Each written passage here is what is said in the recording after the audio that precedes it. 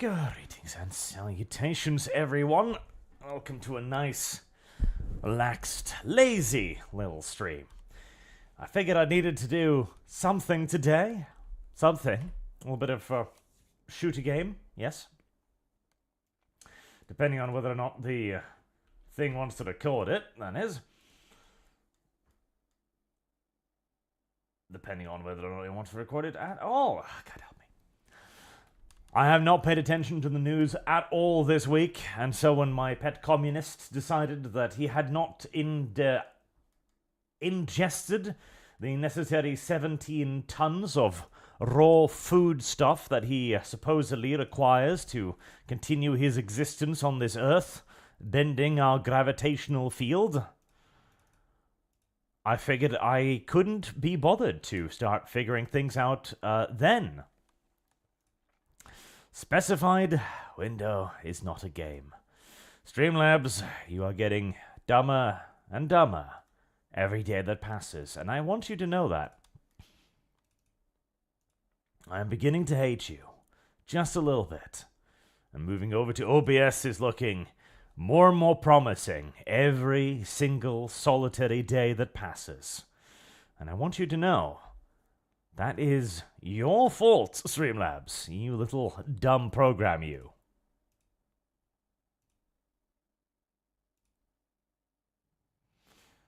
Alright, we'll do it the old-fashioned way then, will we?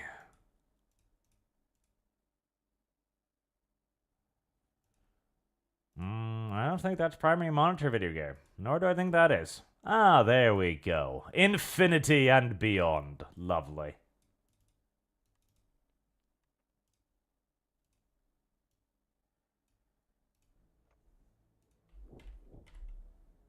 There we are. The usual technical difficulties, unavoidable as they apparently are. And ironically, I'm genuinely starting to consider moving on over to OBS. For Streamlabs is messing up more and more now. I thought it was only RimWorld that it wouldn't recognize the video game, but apparently no, it's quite a few other ones too. I'm wondering now if the problem with Manor audio yesterday was Streamlabs, or if it was the actual game. I'm beginning to be a little bit quizzical as to that.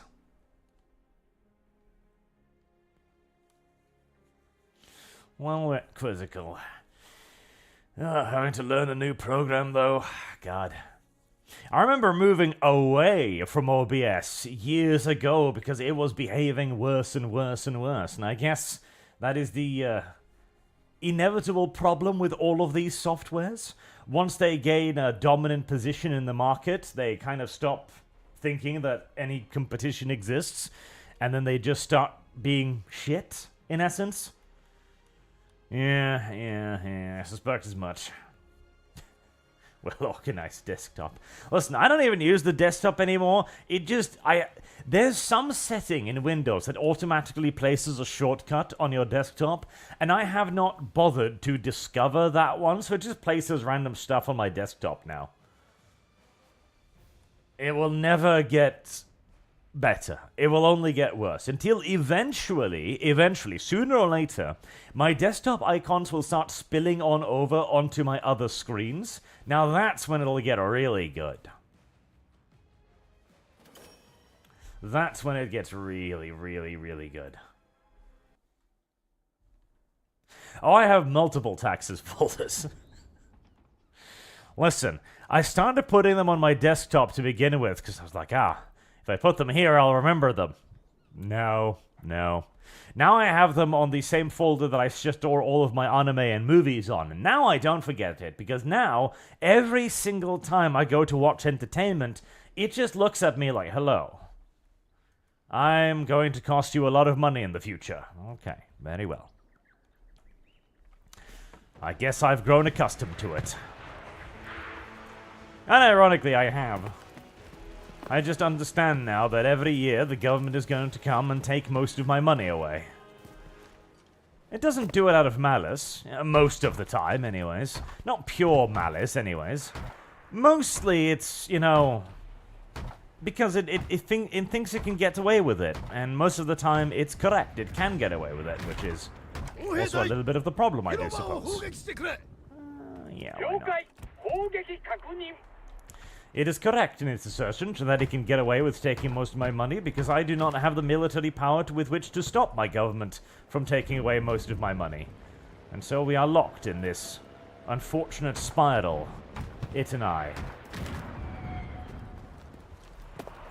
A tragedy it may be, but an unavoidable one.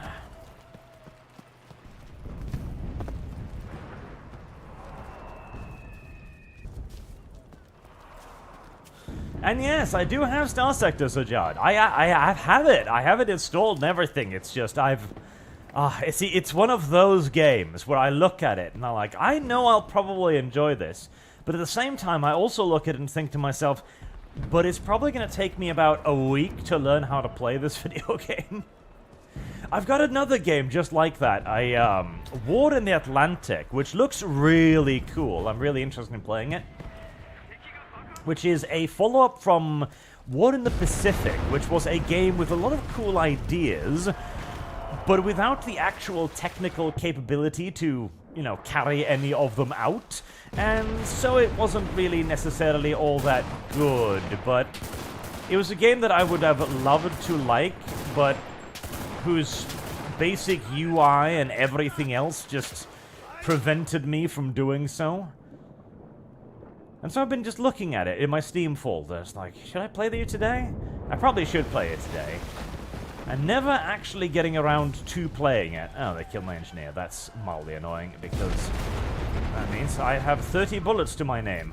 Right, 29 bullets to my name. May I not place an anti-personnel mine here? Video game. Do I not have one? What is this then, video game? A pie? Alright, it's a spicy pie. Oh. That seems like a tank.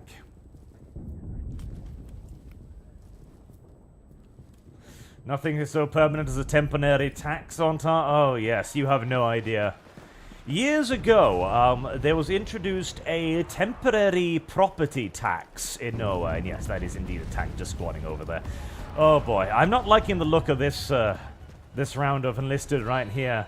This is looking like one of those... The Japanese are beating the shit out of the Americans so badly that the American side literally will not even leave their camp once. Which tend to be very long ones, very slow ones, and completely and utterly devoid of any actual killing. I don't like these ones. These ones are sad. As the Jumbo, yep.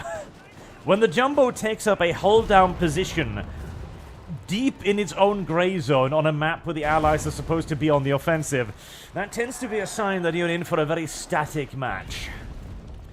What was I on about? Oh yes, they introduced a temporary property tax, where they were going to go around to all of the businesses, all of the private houses, etc., and they were going to measure how much land you have. And they were going to... Hello, American. Please die. Is that... No, it's just a Browning. For a moment that I thought it was the 30 cal. The Tier 5 American 30 cal is probably the single best weapon in the entire game. It is amazeballs. It has great rate of fire, fantastic accuracy, and basically no recoil whatsoever. I love it. I don't understand why the Japanese can't have one of those, considering the Japanese Tier 5 weaponry is just American weaponry, but ripped off. Except in some cases better. Uh-oh. Yeah, please don't. Apparently, the Japanese were looking at everybody else's weaponry, like the STG-44, and thinking to themselves, okay, well, we need something like that. And so they created this, which is the automatic Hay rifle. Now, the Hay, as many of you probably already know, is an awful weapon, and I hate it in every single way and regard. It's a terrible weapon. It's one of the worst semi-automatic weapons in the game, flat out. And yet, the Hay automatic rifle, for some mysterious reason, is absolutely incredibly good.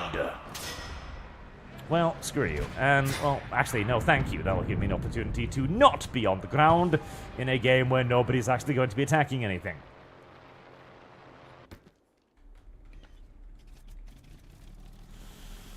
For some reason, the Hay automatic rifle is absolutely incredible. It's got basically no recoil, it's got a very solid 30-round magazine, it's got ridiculous damage, like rifle damage, and it's accurate, which is the weirdest part, because the biggest problem with the Hay rifle was the fact that it was basically a fucking musket. I do hope that is not an enemy fighter, as I am currently in a Japanese aircraft, which means that even my ability to take off from the aircraft carrier I am designed to take off from is always somewhat suspect, but I do seem to be in the air, so that's nice. Indeed, Sir John, you did give me 50 euros to buy it. You never said anything about playing it. Eventually. God, I need to not fund any other video games for a while. Because I figured Kinshi was guaranteed to be a bust, because there's... Oh, please, no. This is a problem. This is a very large problem. Hello, let me just... No, don't ram me, you piece of shit. I'm still in the air! And unharmed. Weird. Am I? Nope, my propeller seems to have taken a dent or two. Okay. You little piece of shit. Why? Why ram me? Alright, well. At least I can probably land safely. There you go. There. Nice and safe landing. You have successfully landed. Thank you, video game.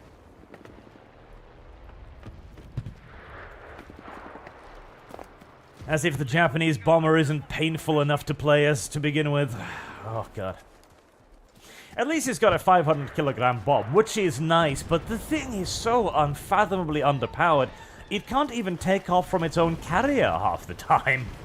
And do not ask it to engage any sort of American aircraft whatsoever. Its primary weaponry is literally 2 forward-firing 12.7mm machine guns. That's all it gets. Whereas I think the lightest armed American, bomber in the game has like 450 cals? Yeah. The Japanese are just not really all that well known for aircraft, as it turns out, which is a bit of a tragedy. Nor are they particularly well known for tanks, or for SMGs, or for automatic rifles, or for LMGs, or, well, for anything. But it does have a decent tier 5, so there's that. Yeah, I saw you get in the water there, little bastard. Thank you. This is a sad round. This is a particularly sad round. I wish I had some tanks selected. Oh, and that thing's pretty good too. Complete paper design, mind you. Complete fantasy nonsense, but, you know, they had to give the Japanese something that could stand up to the American Sherman, which they genuinely had a problem dealing with. And so they just created that enormous rolling pillbox over there with... I think it's a, what is it, a long-barreled 100mm cannon or something? Something absurd.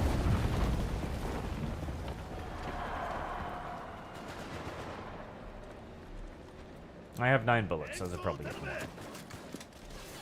Americans, please, attack us or something.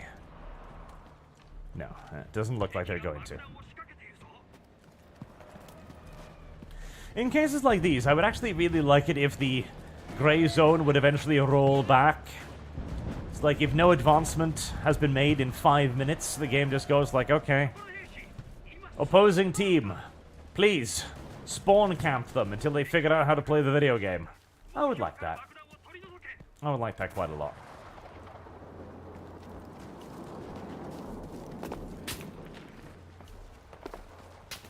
No, Americans are on the other side of the map, right? Well, we'll just take ourselves a nice long walk over there. Though in the Japanese defense, their rifles are pretty good.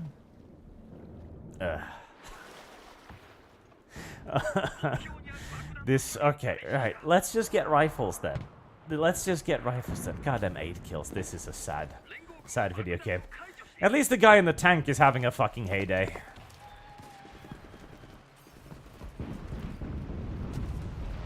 Tier 5, everyone else is using semi-automatics and fully automatic rifles. Well, the best Japanese weapon is still a bolt-action rifle. You may think that's sad, but you know what? Personally, I don't necessarily mind, because the Japanese bolt-action is a pretty rapey weapon. It's pretty excellent. Yeah. As excellent as any bolt-action rifle is going to be when dealing with semi-autos. And it's got a knife, which is the best Japanese weapon of them all.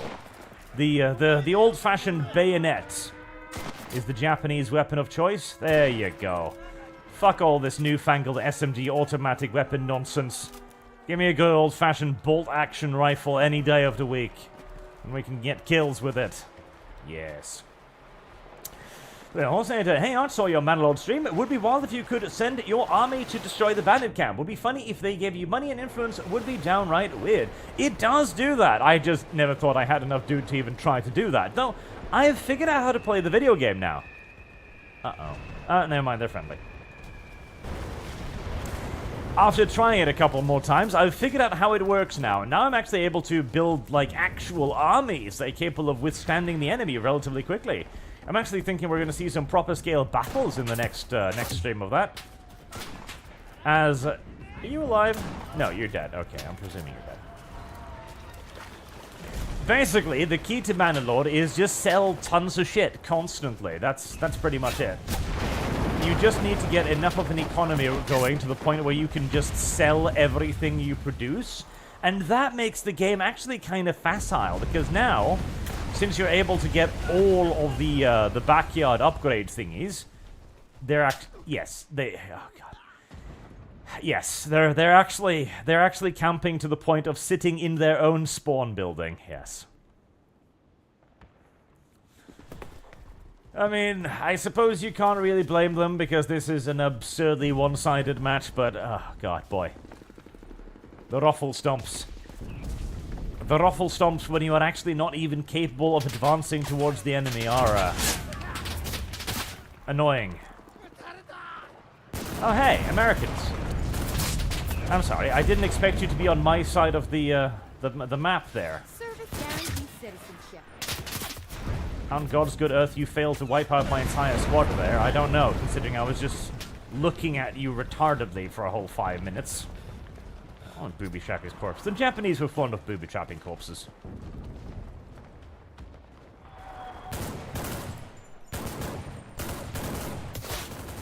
They were, actually, the Japanese. They were fond of booby-trapping corpses.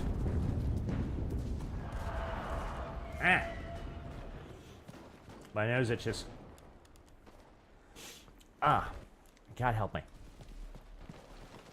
Oh. What's that familiar taste in the back of my throat? Ah, every time I scratch my nose now, I start to bleed.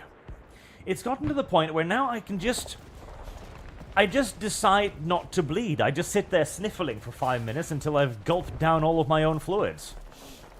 Terrible. But hey, you know, there's the necessities of surviving in a awful country like mine. As once upon a time, my long-lost ancestors traveled here from probably Germany or France or Italy, God help them. And they just looked around, thought to themselves, you know what? I'm pretty sure there's good every way, but hey, what piece of the Japanese... what piece of the Japanese arsenal isn't objectively inferior to the American equivalent? I suppose the hay rifle is, because the Americans don't actually have an assault rifle yet, for some reason. I guess they decided that adding in the M16 would be a little bit, you know, retarded, even by enlisted standards. Raining Tedder, was Dev too fat to show up? Yes, indeed. He informed me a few days ago that he hadn't devoured the prerequisite 17 tons of fresh farm produce that he required to maintain his gravitic pull upon the sun, and so he couldn't show up that week. Incidentally, if you have Enlisted, which is a free-to-download game, this is my in-game tag. You can add me, and if you are in the game, I can send you an invite, and we can play together and see if Silverian Imperia is online. Of course, if you have Tier 1 Japanese, then you are going to suffer, but bear you in mind, the best weapon for the Japanese anyway is a literal bolt-fucking action rifle, so suck it, I suppose. Stream is dropping. Just reload it. It doesn't look like he's online. It's fine. Just reload it. It's fine on my end. It's smooth and nice. It's just YouTube probably dropping a few frames here and there. It had like a brief moment. It's like we're not receiving enough data. Should be good. It should be good again now. And I get those nosebleeds too. Sneezing at work and suddenly a tablespoon's wad of bloody mucus leads to interesting conversations. I get it when I scratch my nose. You know how you have that little itch? And so you grab the brow of your nose and you like squeeze and you shake it around a little bit to itch the inside of your nose without actually shoving your finger up your nose. You know, the thing you do when you're in polite company, right? That thing. I do that thing, and that near universally these days manages to get one of those little crystallized boogers in your nose to just punch a hole in your nose, and then blood just kind of gushes forth for a little bit.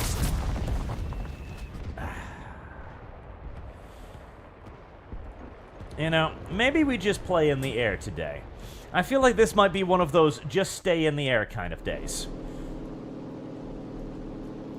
One of the wonderful design elements of this map, incidentally, is that the enemy aircraft spawn behind you, which leads to the American P-38 Lightning, which is one of their earliest aircraft, or even worse, the P-47 Thunderbolt, spawning behind you, zooming down behind your lines, murdering all of your guys. Ah, damn it. Oh no, I got him. And killing your entire spawn group. It's actually worse in earlier tiers. In earlier tiers, basically the beginning of the match is about 16 to 13 casualties for the Japanese, as two P-38s just zoom down on behind them, wiping out half of their assaulting wave. It's unfortunate, and I have no idea why they're doing it. I'm presuming... Okay, so back in the good old days, I swear to God that used to be the American spawn point. And I think they never bothered to fix it so that they would be able to run this map with both sides as attacker and defender. That would be a very Gaijin thing for them to do. And in addition to Dev's Betrayal, this was just one of those weeks where I haven't read the news at all. And what little news I did read just looked so unfathomably uninteresting, it just glossed right past my brain, pretty much. It's like, what even happened this week? Velma Season 2? Oh, God help me. The further removed I could possibly, conceivably be from Velma Season 2, the happier I will be. Now, sadly, our friendly bombers just passed over, and so I am unlikely to be getting a whole lot of kills from that, but I snatched one dude, so... Also, transport aircraft. Now, a lot of people think the transport aircraft can't be shot down. That is not true. You can still shoot them down. It's just that they don't show up on your screen. They don't give you lead indicators or anything like that. They can still be destroyed. And they do give you a very nice bit of points when you do, so I do heartily recommend you pick them off whenever you can. #Kangaroo, your pet leftist needs feeding, Arch. Yes, he did. He needed to devour an entire Amish farm so that he could continue exerting his gravitic influence upon the Earth and keep us all safe from the sun. Without Dev's sheer weight, we would quickly begin hurtling into the local star, you see, so him becoming enormous is actually quite good for all of us.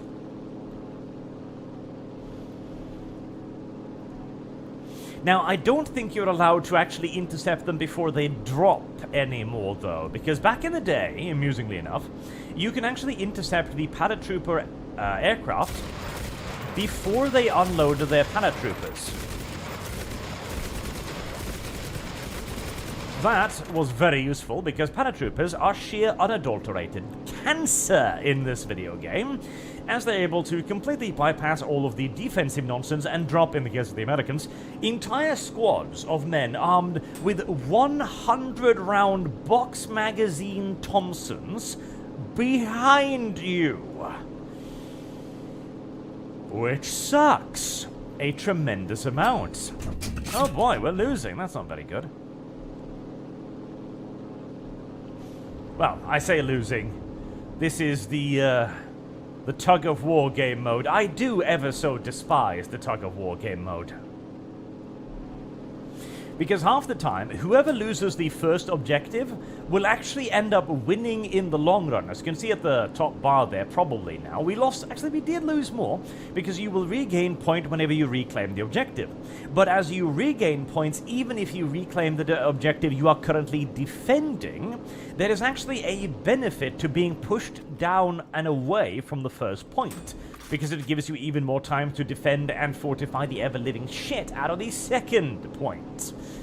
It's a weird design decision that Enlisted decided to go with there, but there you are, go.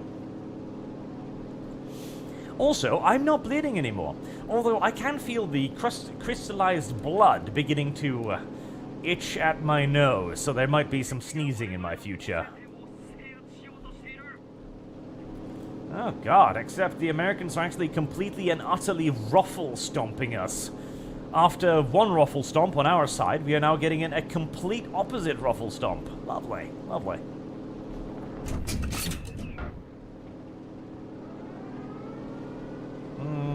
Nor did I get anything there either. Boy. This is apparently not my day to be playing Enlisted. Oh god, no. Yeah, that's the problem right there. I'm looking if Draconis is on my team. Yes, we've got somebody who just unlocked the bombing run special power, it seems like. Bombing runs are an active negative to your own team. Don't use them. Do not use the bombing runs. The bombing runs are awful. They take forever to come in. They usually get shot down before they get to actually drop their bombs.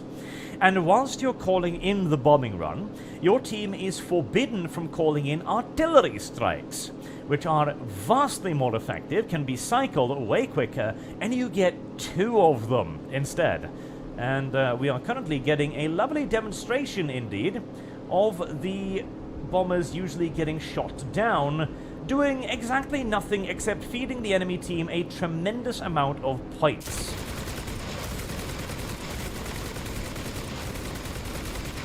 I mean, I get a boner every time I see an enemy bombing run, so... Because each enemy aircraft you shoot down is worth like 300, 400 points, and since there are 5 of them, if you gun down an entire wave of attacking enemy bombers, you are getting like 1,000 points out of it. It is so incredibly good. Right. Well, that's going to be a problem. We've got an enemy probably on my ass there. That is going to be a big problem. Let's dive, pick up as much speed as we conceivably can. He is going to be American, obviously, which means that he is going to have had an air start, which means that he's probably also going to have more energy than me. I need ammunition first and foremost, which I now have. Let's turn around and give him a little bit of a bad angle. Right, survived the first pass. The question now is, what is he? Let's see. No. Yep, he's an actual fighter, which means he will outturn a 0. Okay. Right. Yep, he's a Spitfire, because, you know, Spitfires saw a lot of action in the Pacific. Alright. In that case, we're going to take it vertical. He took it vertical as well, but he does not have as much energy as I do. He does not have as much speed or as powerful an engine, as this is a very weird scenario where the Japanese aircraft actually has the better vertical... Did he... Oh my god, he bailed... Oh my god. Oh my god, what an absolute fucking pathetic individual.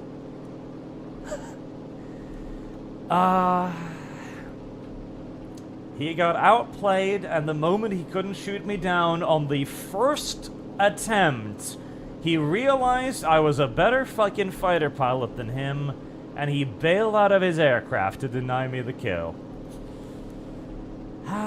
Some fucking people, yo. Some fucking people. Oh, transport aircraft. Yes, please, after being denied my right to shoot down there, I'd like to get some points out of it. Thank you.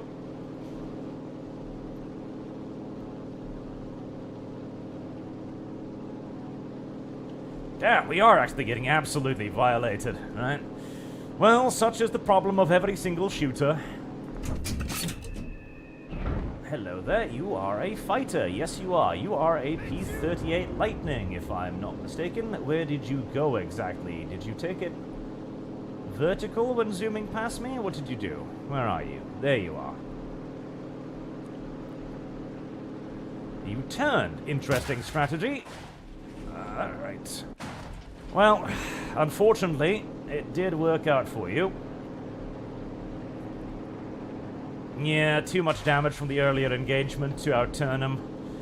Plus, despite being a fucking Japanese aircraft whose only sole advantage is maneuverability, it turns like a fucking brick.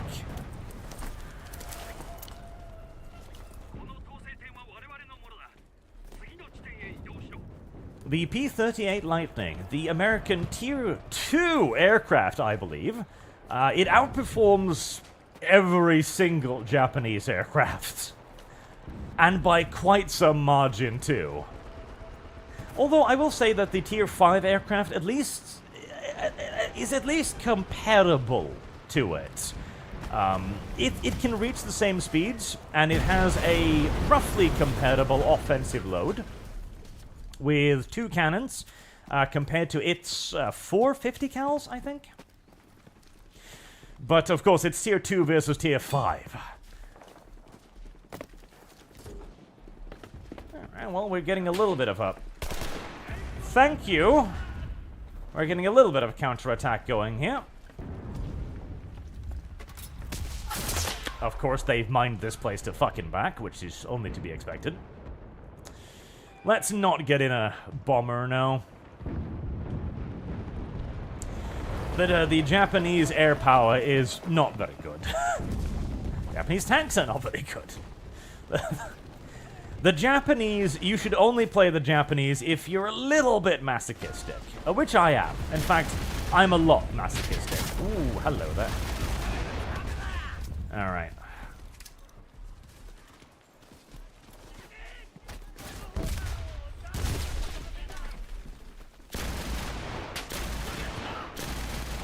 You should only play the Japanese if you are masochistic. Actively masochistic. But if you are, the Japanese are a tremendous lot of fun. And hey, if you do manage to get to, you know, max tier, tier 5, noob tube, oh my god. Somehow I didn't hit him there, which is rather annoying. If you manage to get to tier 5, then things do get a lot better. They do get a lot better. Because at tier 5, you do actually have parity with allied weaponry. Your shit is certainly not better by any stretch of the imagination, but you at least have parity. And the hay rifle is actually pretty good, I will say. The hay rifle is actually great. Because of the fact that it is actually just an automatic rifle. Oh god, yeah, we are getting trunched. Service guarantees citizenship. Absolutely trunched too. And I can hear constant noob tubes, which means we're up against a lot of tryhards. Victorian Carnot, hi. So much from Custodies drama, I thought of something. What if we took SOB or Sister Sounds, painted them with Kekistani or Super Straight colors, and put a dude's head on them? They keep painting everything trans, why not start too? Well, you'd probably just be declared a hate criminal, I imagine. Because remember, that is the entire point of oppressive tolerance. It's okay when they do it, and it's not okay when you do it. And there's the general gist of the thing.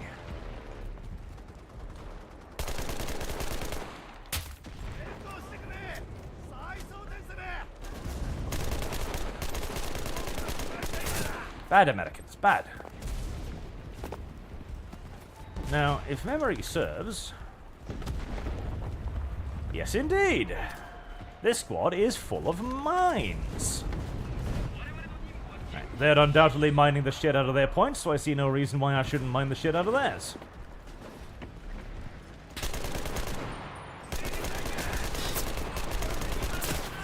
Oh, that's their spawn point, so I'm not going to be able to kill them over there. Let's ignore that whenever possible. They can, of course, still shoot me, despite them being invulnerable to my weaponry, but hey, what else is new about the Japanese? Mark, a shame, no ArchCast today. Almost thought YouTube banned you. Not yet. I'm sure they're working on it, but not today. Dev needed to eat more, and I did not pay attention to the news this week at all, so I figured, meh, I can't be asked to do the last-minute research. 05. What? I was looking forward to the ArchCast this week, where the Deviant position was defending Sony and shifting up, censoring Stellar Blade. That would probably have been the Deviant position, yes. Yes, shit. Semi-auto kill. Does this thing truly count as a semi-automatic weapon? Well, apparently, according to the video game, it does. Oh, right, because moving. Oh, yeah, paratroopers, too. Oh, God, yes, we have... We have ourselves quite the bevy of tryhards today, it seems. Oh, 2 paratrooper players. Oh, Jesus. Yeah, no wonder we're getting our asses stuffed.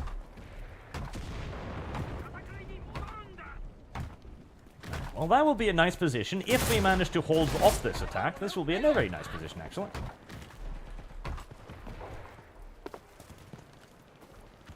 Noob tubes and paratroopers. Oh, boy.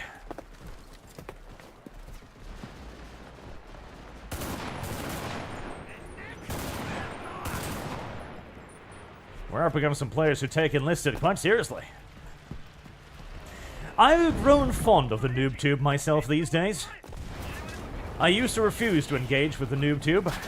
Not anymore. The Japanese noob tube is actually quite good. I like the Japanese noob tube because it is attached, of course, to a Japanese bolt-action rifle. And as we've already talked about, the Japanese bolt-action rifles are actually pretty good.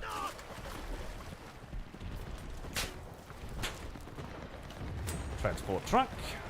I mean... that is one hell of a potential grenade opportunity.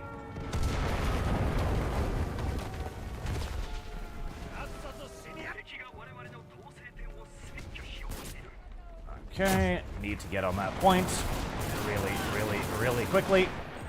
14 bullets left. I'm sure that'll be fine. Whoop, snap, snap. Not quite. Okay, all of them over there. Get the grenade in. I think I missed. That's fine. Not really. Ah, damn it.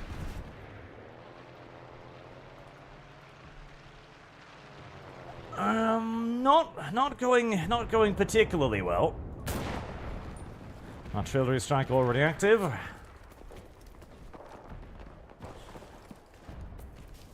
Three, 7, 2, 1. They've got a spawn point over there, and they are going to capture it. Ah, damn. I mean, looking at the stats, yeah, we were just fucking destroyed.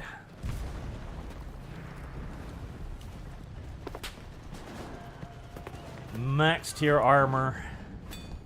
Yes, this was a sad day for the Japanese, I'm afraid.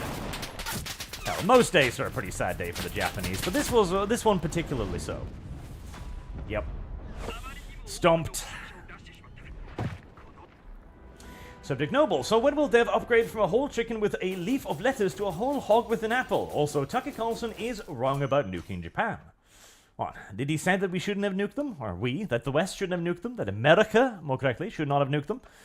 Because if so, then yes, he is wrong. Obviously Japan needed the nukes. The nukes were indeed a mercy compared to the alternative. I really should... actually, no. Yes. 2 specialists. Ah, we've got some people online. I see Draconis is there. It's going to be a lot of bombing runs.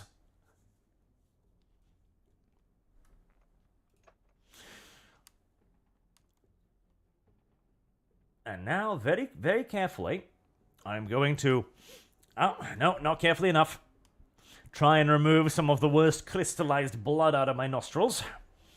Just so I can breathe.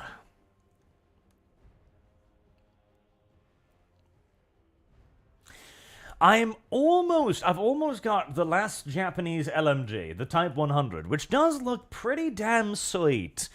100 round capacity, rate of fire per minute 600, tiny bit on the low end for a machine gun, but honestly, that's not necessarily a bad thing.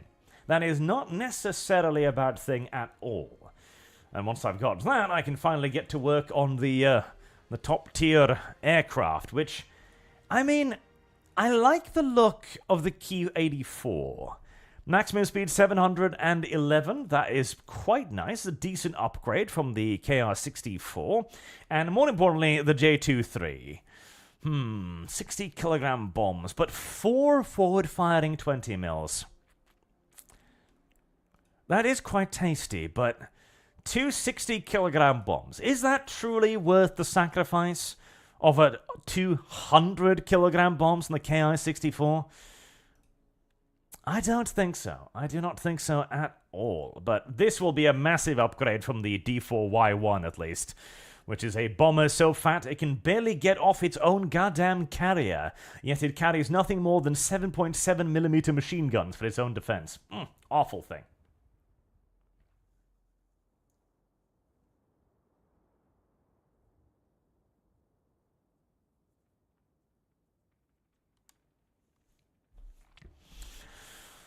Yes, I do like the look of the KI. What's his turn time? 14.9. That's not... Well, it's better than the very unimpressive 17 seconds of the previous one, so...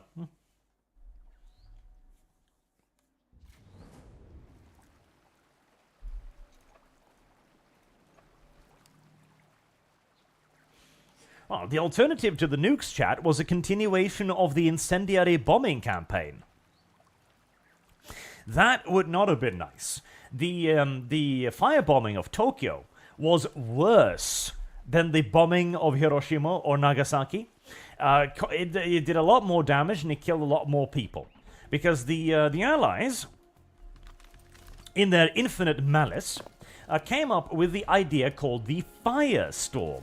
So, a firestorm is a real-life, obviously, phenomenon, where if you manage to create heat to a sufficient level, sufficient degrees, etc., that it starts sucking in the...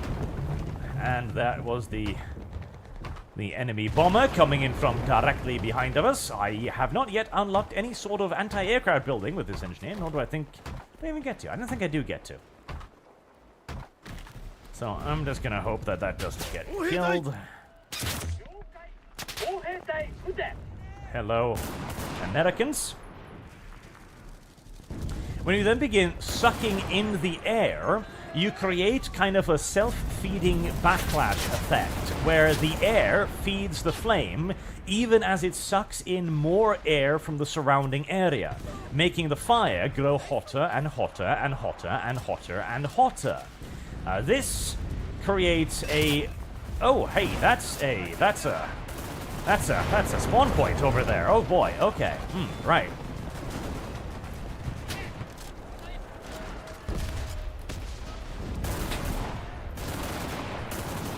This creates the effect of the firestorm, which is an absolutely awful, awful thing.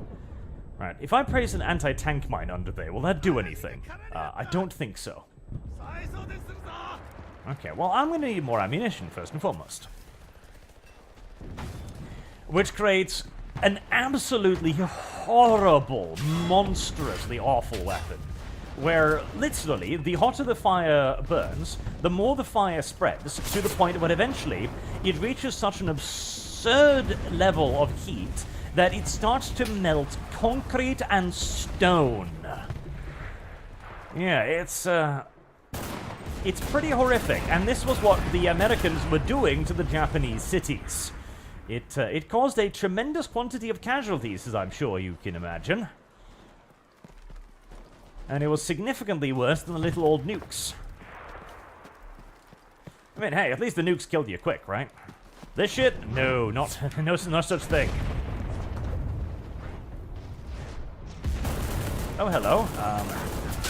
Well, I wish that thing had not exploded there, because if it hadn't, I would have been able to kill a lot of Americans.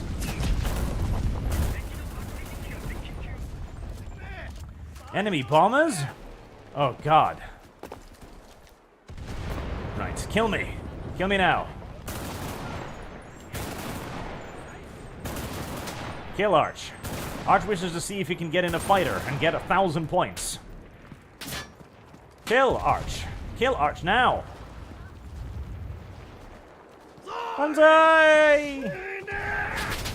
Why did you decide to throw a Molotov at me? Of all the weapons you could choose to employ, why a Molotov? There's no aircraft available. Probably everybody else thought the exact same thing as I was doing that. Like, yes, we would like to be... Oh, yes. Yes. Yes.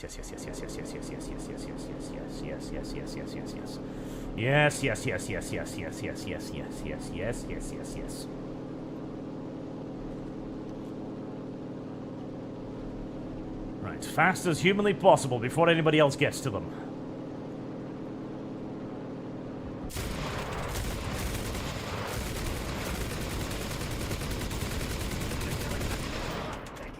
Only one Wellington on the first pass.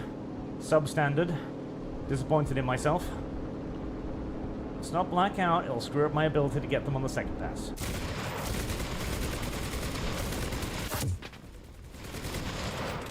That one's as good as down. That one's down. And that one's good as down too. Right, one of them got its bombs off. And they will both crash into the mountain, giving me another bunch of kills. And voila! That's how you get an absolutely ludicrous amount of points in this game. Shoot down bombers whenever possible. 300 points odds per pop. God, they're so good. I love people who call in bombers. So long as they're on the other team, of course. If they're on my team, I'm less happy with them. Oh, hello there. Good evening, sir. Let's just do a little bit of a spin, shall we? There we go. What are you in? I couldn't tell. It outturns me, though. Then again, what doesn't? Right, let's see.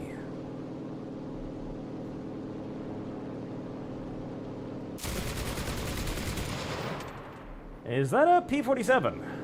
Okay, never mind. You don't outturn me in a P-47. That's, you know, the rolling big old barrel that is the P-47 isn't going to outturn me. Even this aircraft is able to outturn a P-47. That's a boom and zoom fighter, if you must use it as a fighter, which you shouldn't, by the way. The P-47 is not a fighter, despite its very impressive forward armaments. There you go, yes, P-47.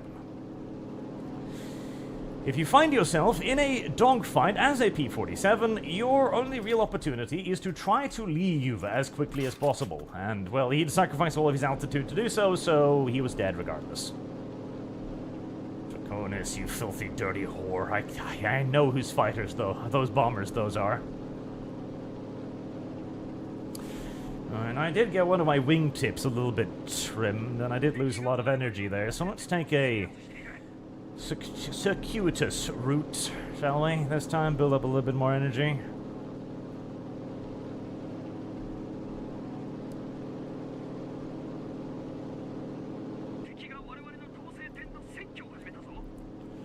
Well, at least we look to be winning this one, which is nice. Any enemy aircraft coming to try and intercept those big, fat, juicy, delicious bombers? Not so far.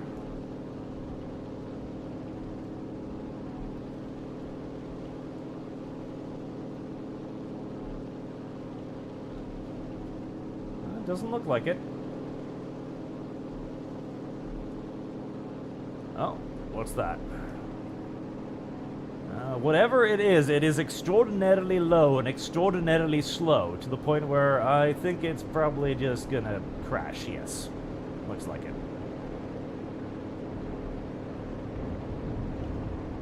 Ooh, a tank. Thank you for spotting that. That was not a great release. Was it good enough? Nope. Yeah, precision bombing with one of your wingtips out is an interesting experience, sadly.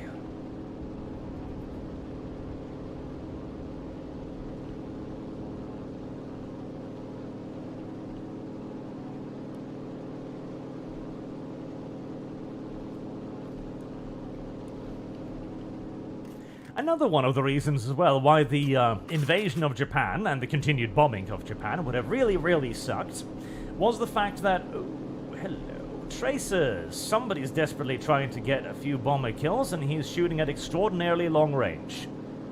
Oh, okay, hello. Well, first and foremost...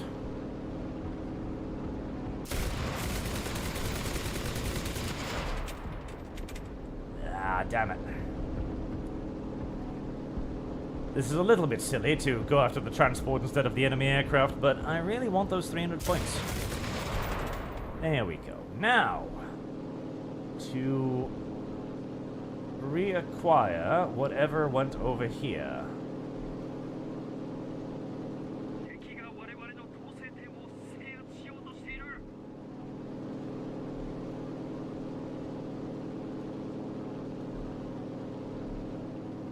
Did he abandon them? Looks like it. Ew. Right, a little bit of a wide pass then.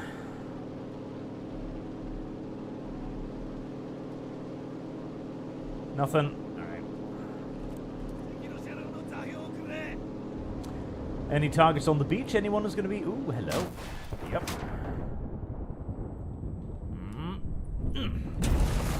Let's see, did I get him? Yes, I did! And his whole squad too. Well, that was a little bit funny, if nothing else.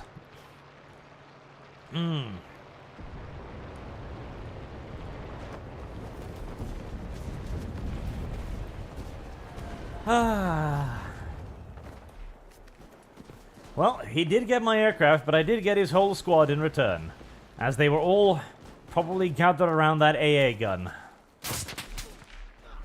Oh, you little dirty whore. You're just sitting there waiting for me, aren't you? Okay, well. Here, have one of these. And then... Ah. Jesus! Yeah, he is just fucking waiting for me, huh? Alright. What the... How am I not hitting you? How am I not hitting you? Well, that was embarrassing. I guess he was in just the right position to clip into the dirt or something?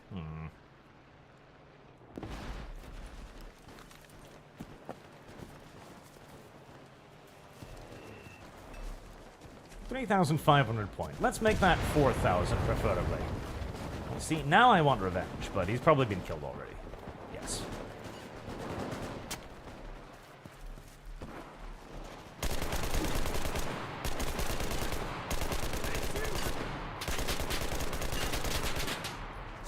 Kinda hate this gun, by the way. Oh, more? Ah, damn it, and I'm not in a fighter. Tragic. I would have loved to be up there now. More bombers, more delicious bombers. Where is the enemy? Ah, hello. This is not a very good gun. It shoots too slowly to be truly effective at the SMG roll, but it does have 50 bullets, which is difficult to entirely, discount. There are certain things you can only do because you have 50 bullets in your weapon that a weapon with less magazine capacity could not do. I guess we'll drop a random anti-personnel mine there as well. For no particular reason, other than somebody might step on it. It also has an incredibly uncomfortable scope. I'm very particular when it comes to scopes, apparently. I don't like the round thing around the scope. I really don't like the round thing around the scope. Oh, more fighters.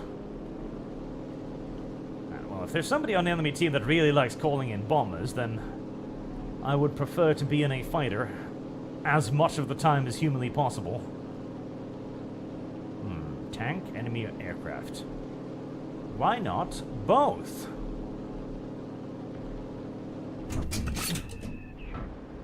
Speculative drop. Didn't get him. Alright, are those 2 enemy aircraft? I think they are, okay. Alright. They're both rearming, so I'm going to keep nice and low. Let's see, which one's the most dangerous? He hasn't seen me.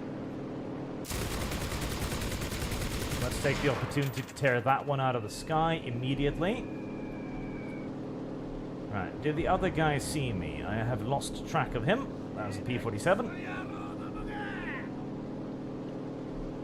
Did he continue on towards target? Or is he trying to maneuver on me?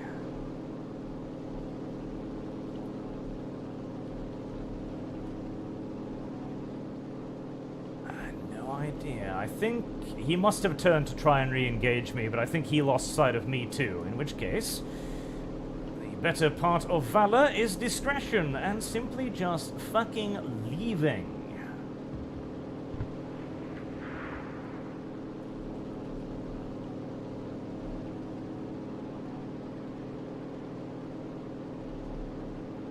Right, well, I have no idea where he is, and since I'm not getting shot at, I'm going to presume that he has no idea where I am either.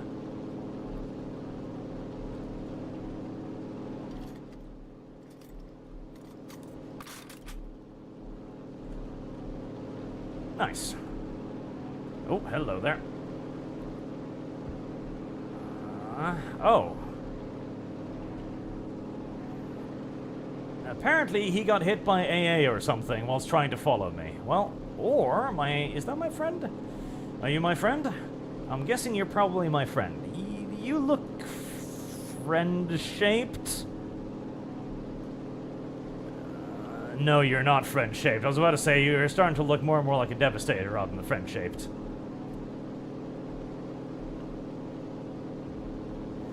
See, in earlier tiers, it used to be really easy to tell who was friend and who was foe when you were Japanese, because basically your friends were white. White with nice big red little meatballs on them. Pretty easy to distinguish. Okay, you're gonna... No. Ah, damn it! I did not think he had an angle on me there, but...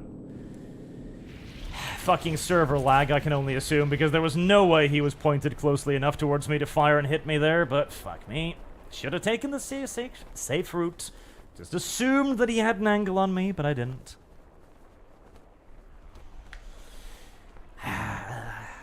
The server lag makes the fucking air combat really annoying sometimes, because he was obviously not pointed towards me enough to get an angle, but...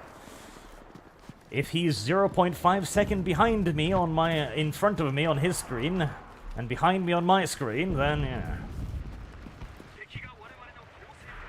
Binary clips, my favorite shooty of the Great War 2.0 would have to be the FG-42, the Fallschirmjägergewehr 42. Yes, it was probably one of the most revolutionary and best designs of the war. And the fact that the Germans never really realized that was a big shame. Obviously, they should have given it another 10-round capacity, but they made a lot of sacrifices because they were trying to make it into a, well, Fallschirmjägergewehr, paratrooper. And so they wanted to have it be small and droppable out of a parachute so that it was light enough. Now, that's a cute idea, of course, but in the end of the day, the FG-42 wasn't that much lighter than... You know, the rifles they were supposed to be replacing, so 10 more bullets would hardly have been an enormous problem for them, frankly. And they should just have mass manufactured the damn things. Like, unironically, the SG-42 could have been a decent replacement or alternative to the STG-44, and developed a lot earlier as well.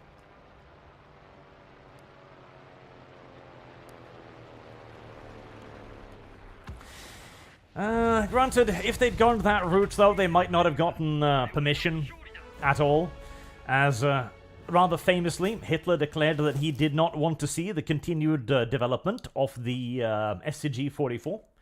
He would rather see it be put into other things, like bigger and dumber tanks. That's also why he rejected the early introduction of the Me-262 jet fighter, because he wanted the jet technology to be used for tactical bombers instead of fighters. That, too, was, of course, an enormous goddamn mistake. Alright, what do I want here? AT gunner or medic squad? Oh, fucking AT gunner, of course. Jesus, that's not even really a choice in the matter there. Not really even a choice. Draconis, you fat bastard!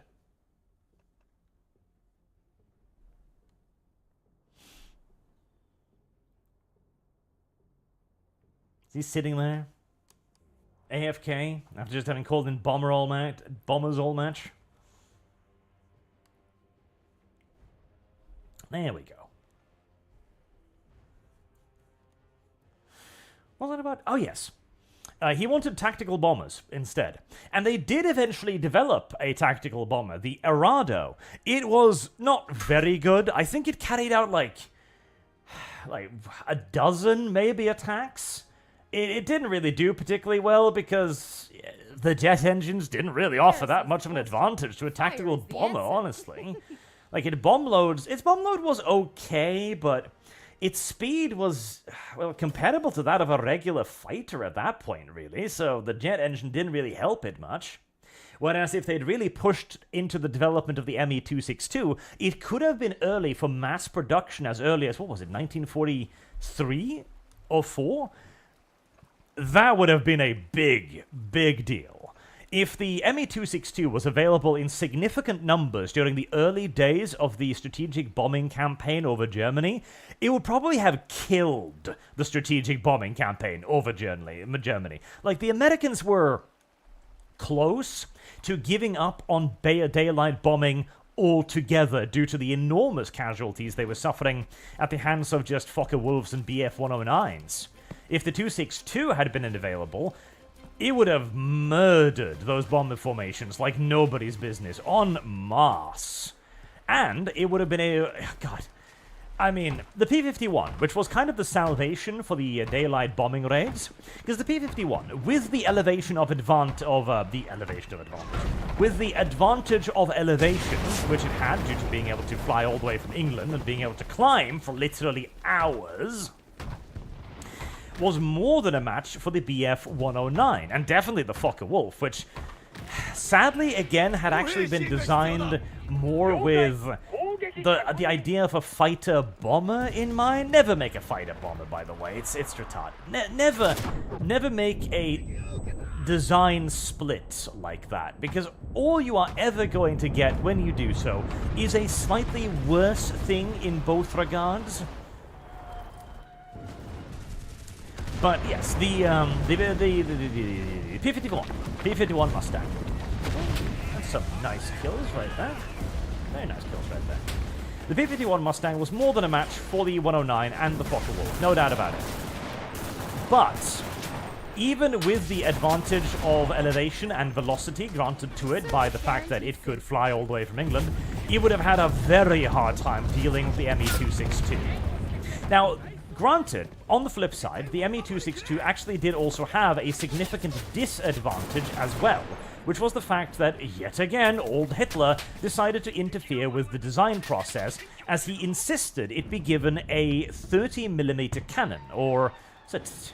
Did it have like 4 30mm in the nose or something like that? It was something ridiculous.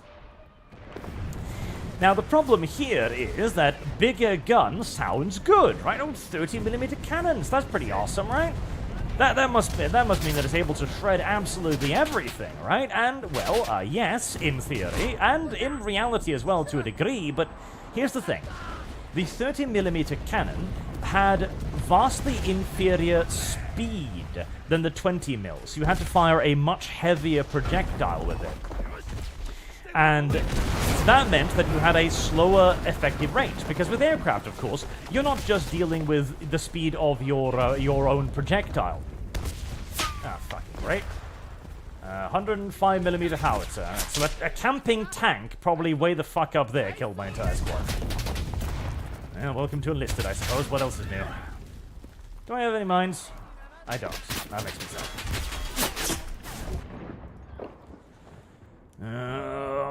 It's gonna be another defensive match, isn't it? Tempted to jump in an aircraft right away, but let's not surrender immediately. You're also dealing with the fact that the aircraft in front of you is also moving at a pretty goddamn significant speed. So if you have a inferior velocity on the round, not only are your shot going slower, but you need to catch up with a target that's going quite fast as well. And yep, there's the 105mm Sherman camping deep in its gray zone. Well, unless I get in a bomber or a tank, which I don't have equipped, I'm not going to deal with that, so jumping in an aircraft is seeming more and more tempting by the second.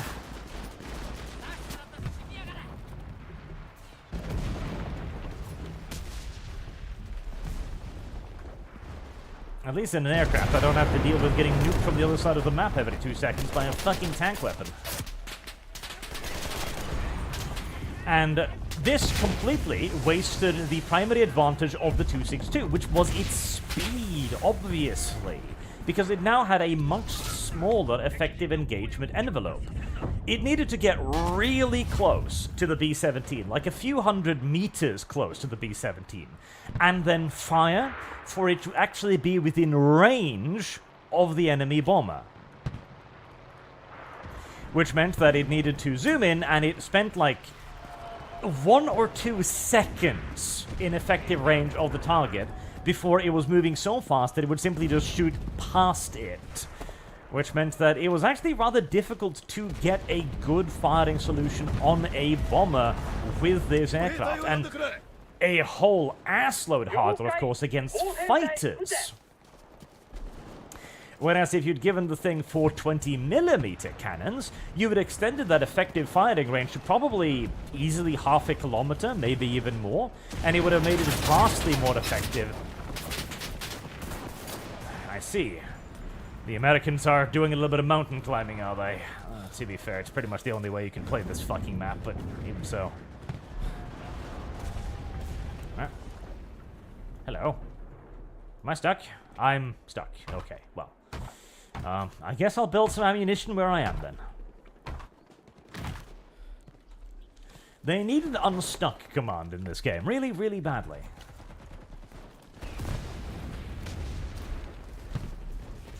It would have made it an absolute nightmare for the P-51s to deal with. Absolute nightmare.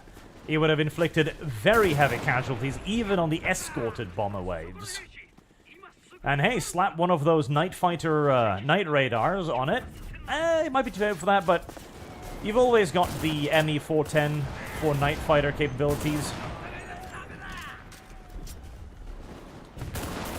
It might very well have actually been able to bring the entire Allied bombing campaign to a halt, which would have been massive. I'm not so know if that in and of itself would have been enough to substantially influence the outcome of the war. Ah, yeah, they are just camping hard up there. But it would certainly have made the war last probably at least a year or two longer, probably. Mark J, Japanese tanks they were easy to transport. Well, initially, the primary goal of the Japanese tank was not even transportation.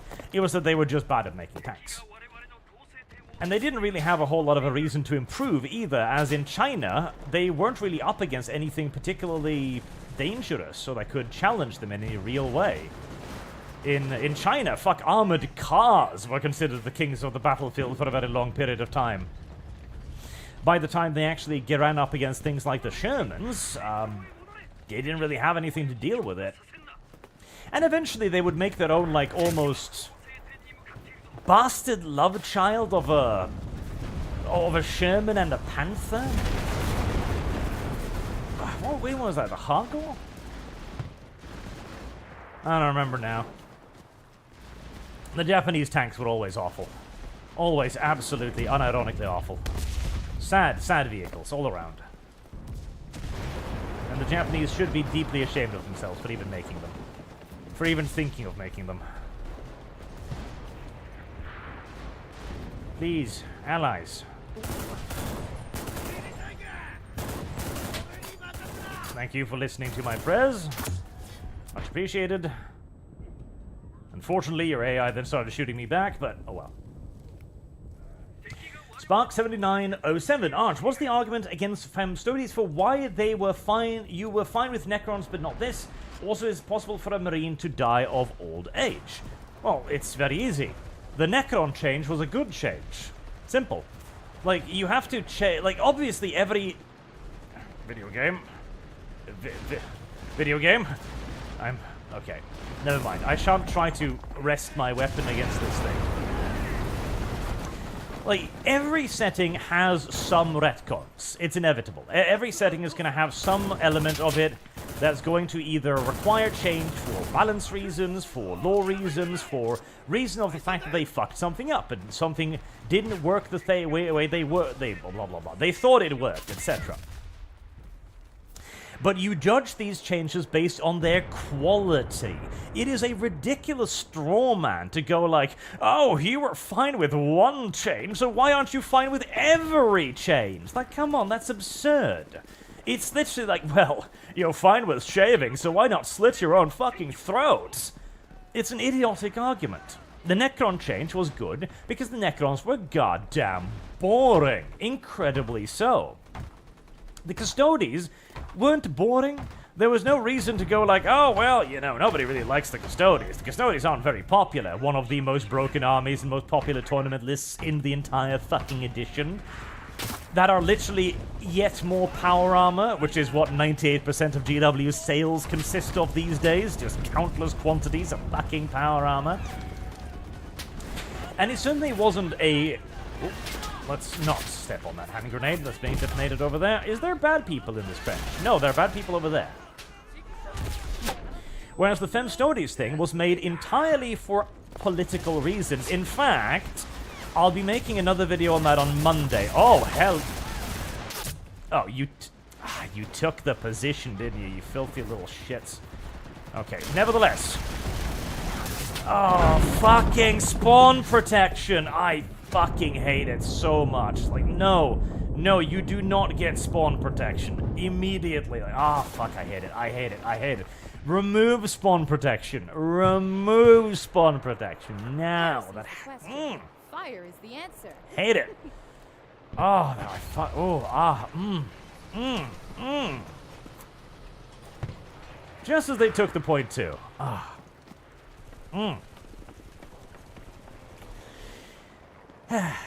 Because I have now from an insider source in Amazon confirming that yes, it was Amazon forcing this change upon Games Workshop.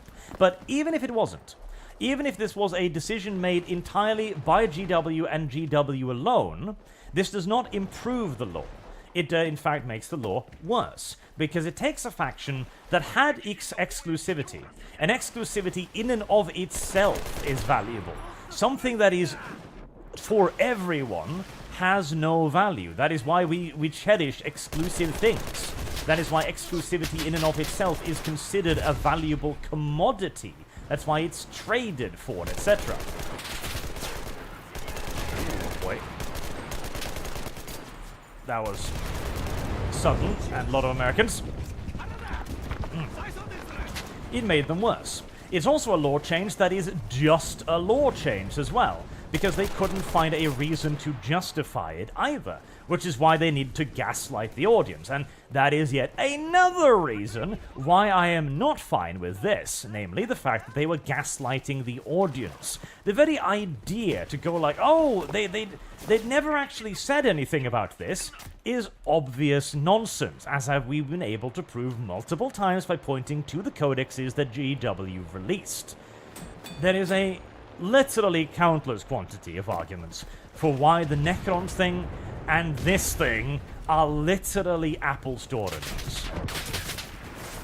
Oh, they're already behind us. Great.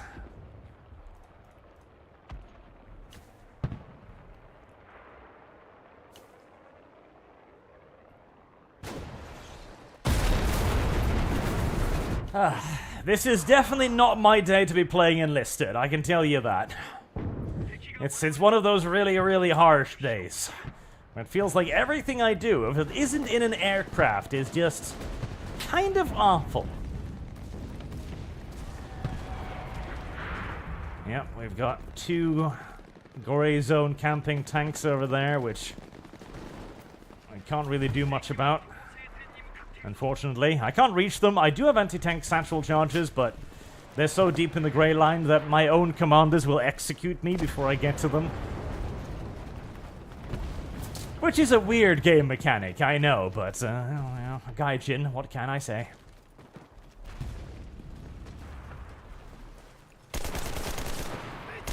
Hello, Americans. Do not fire from the hip. It's a terrible idea, except when it works, in which case it's a brilliant idea.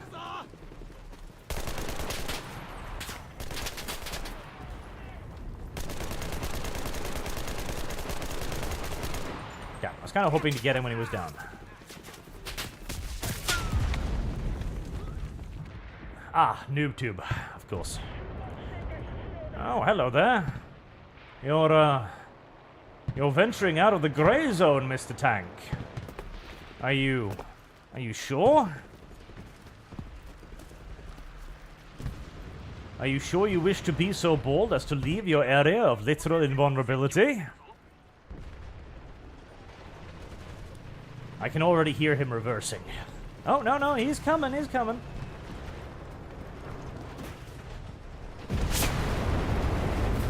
Two, 3, 4, 5. Goodbye. And that is why tanks camp the fucking grey zone like their life depends on it. Because it actually does. Especially if you're retarded enough to push up without any sort of infantry support whatsoever, of course.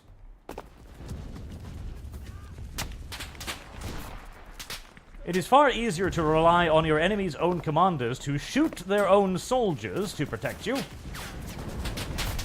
rather than silly things like battlefield acumen or the ability to judge where enemy infantry might be lurking with a satchel charge.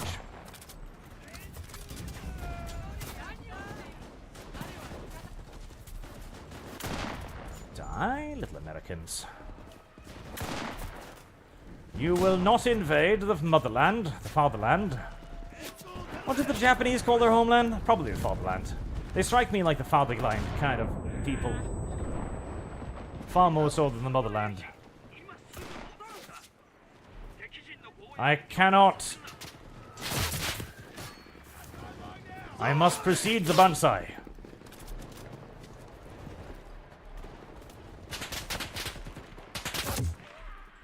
Well, see, the problem with fighting SMGs with bolt-action rifles is that the bolt-action rifles do have more bullets. This is true. Mr. Frenzy, Arch, how do Imperial Knights fit into the tabletop? Are they part of a specific army, can be added to any army, or are they completely separate things altogether? I believe they can be brought as allies to the Imperial Guard and Space Marines and most of the Imperial factions. I do believe there is also an Imperial Knight army list, though that might be like an add-on list or something, but because there are ways to build them. I think the Adeptus Mechanicus can have them as allies as well. Reverend Norse would love to have you discuss World War II history with the fat electrician. I think you would be on the same page, most things, but butt heads where he is aggressively American while you are a bit more balanced.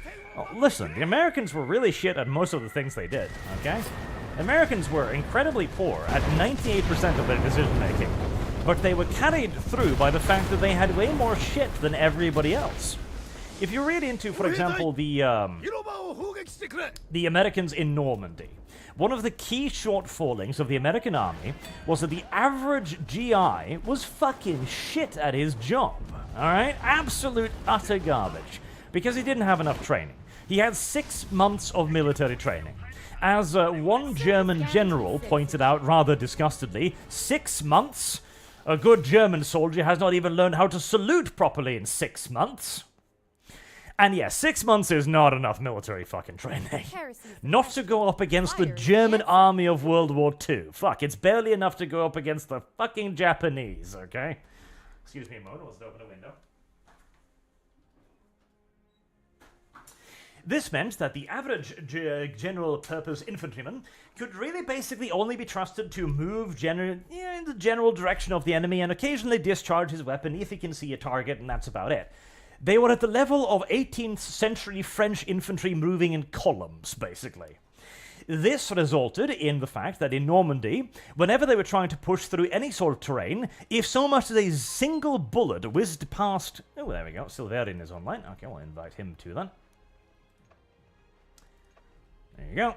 This meant that so much as a single bullet whizzed past their tiny little ears, entire brigades would lay down in the field and just wait, whilst they screamed down their telephone, "We're under heavy fire here," panicking, like crazy little Americans, and asking for artillery fire. There are numerous incidents of individual machine gunners pinning down companies of US troops by firing a few bursts, leaving, and then watching as the entire tree line from which they fired from was bombarded by entire batteries of artillery. As that was usually the American solution to any opposition. Figure out the rough area, and then level it, and half a kilometer in any direction around it. And to be fair, it was an effective strategy. It worked. It literally made it impossible for the Germans to actually hold any ground. And now see, this is where things get a little bit interesting. If our previous example of the ME-262 had actually carried out, then the Allies would almost certainly not have enjoyed anywhere near as complete air superiority over Normandy as they did in reality. That air superiority meant the Germans couldn't move during the daylight hours. Any attempt to move any quantity of troops in daylight would get pounced upon by P-47, P-51s, Devastators, anything and everything you can countenance. And in usual American fashion, the moment one of those aircraft spotted anything, so much as a fucking cattle truck on the road, they get on their horn and they go, "We've spotted the entire German army moving north, call in literally every fucking aircraft in a 10-mile radius to bomb the village." As they did. Again, like, there are accounts from, there was one of them, I think, what was that, a German or a Norwegian? There was a member of Viking, I think, that was on the Western Front, that explained that whenever they saw an American airstrike, that entire area was basically to be considered off limits for the entire day. Because more often than not, if the Americans bombed something once, they'd simply just kind of continue to bomb it forever. Because they just had that much shit. And it's also the thing, and this isn't an American thing, this is an every faction in the war thing. Airmen tended to exaggerate what they saw and what they did quite significantly. For example, during the Pacific War, the Americans believed they'd sunk like 15 carriers at the end of the war. Because whenever they hit anything, it was usually upscaled at least once, maybe even twice. Read The War in the Pacific, brilliant book that showcases this a lot too. Where, like, the Americans sink a destroyer, and they report back home, like, "We engaged the Japanese battle group. We sank 5 battleships and 17 cruisers." And the Japanese did the exact same thing. They find a fucking patrol boat somewhere, and there's like, American battleship sunk. All of them did it. Partially because it's difficult to tell what something is from, 1,000 feet, and partially because airmen are extraordinarily vain and will, by simple nature, exaggerate absolutely anything and everything. Why are you all stuck in here? See, if you were to move forward, you would be able to fire your weapons in the general direction of the enemy, which would provide me, and people like me, with tremendous relief. I don't know where the Allies are coming from right now, but I'm presuming over here. What started this? Oh yes, criticizing Americans. There's also their armor design. Although I will admit that the Lee is an adorable tank, it is also an absolutely terrible tank, and I don't think anyone with any sense can disagree with me on that.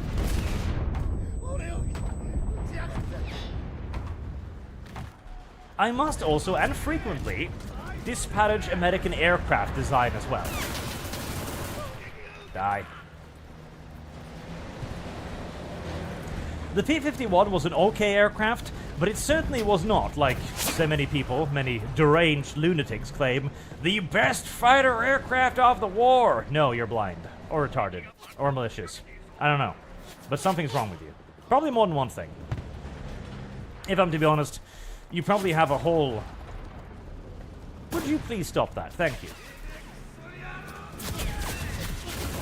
Would you please stop that too?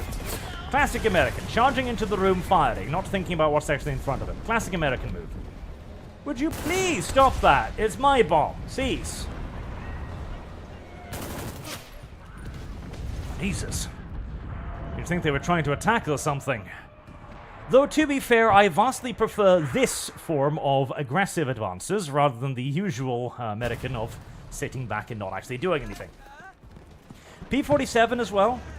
Good aircraft, don't get me wrong, but vastly inferior to the fucking Wolf. I mean, come the fuck on now. Again, could you please cease your constant fucking bombing of my fucking bomb point? How the fuck did that not hit anything? Keep switching over till I get somebody with the SMG.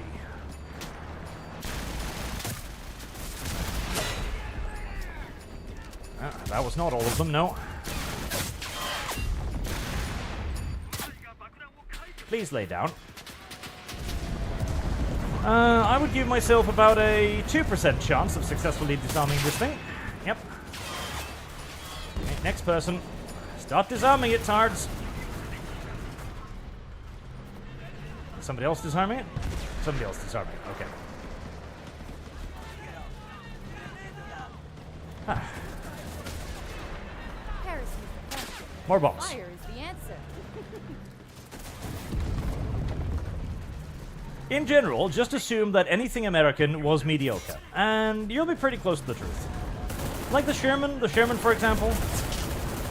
It's not like the Sherman was a terrible tank. It wasn't. If it was going up against things like the Panzer IV, it would have been a perfectly adequate tank. It's just that it wasn't. It was going up against things like Panthers. Which was another frequent thing as well. The habit of misidentifying things you were actually fighting was not merely just extended to aircraft boys by any stretch of the imagination. It was quite frequent amongst tankers as well. As for a tanker, basically everything he encountered was a Sherman. You get shot at from somewhere out in the middle of nowhere, Sherman. It was a Tiger.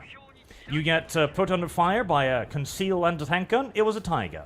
You get shot at by machine guns somewhere off in the distance, definitely a Tiger.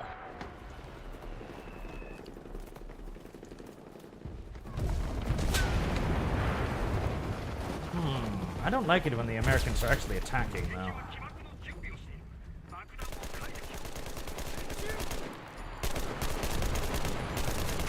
Well, I like it more than when they're not attacking, I suppose. I just wish they'd be worse at it. Okay, maybe I should have finished reloading my weapon before I did this. Never mind. Mark Shame, enemy commissars are your best friend.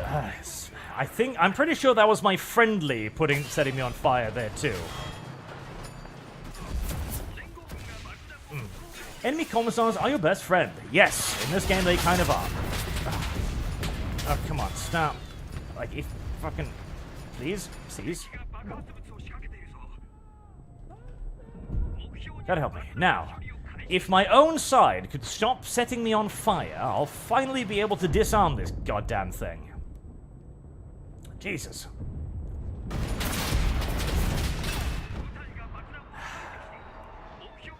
Okay, well, somebody else got it, so fine, I guess.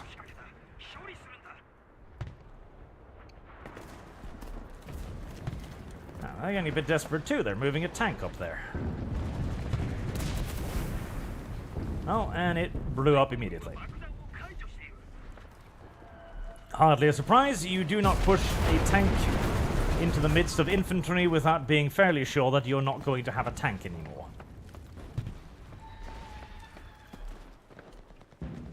Right, where are the allies coming from? Still over there?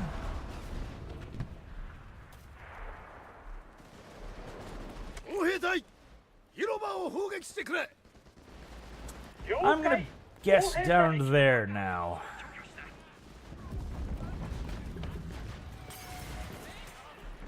It is time yet again for the customary placing of the mines. We place mines to honor those who have gone before us, and to honor those who will come after us with explosions.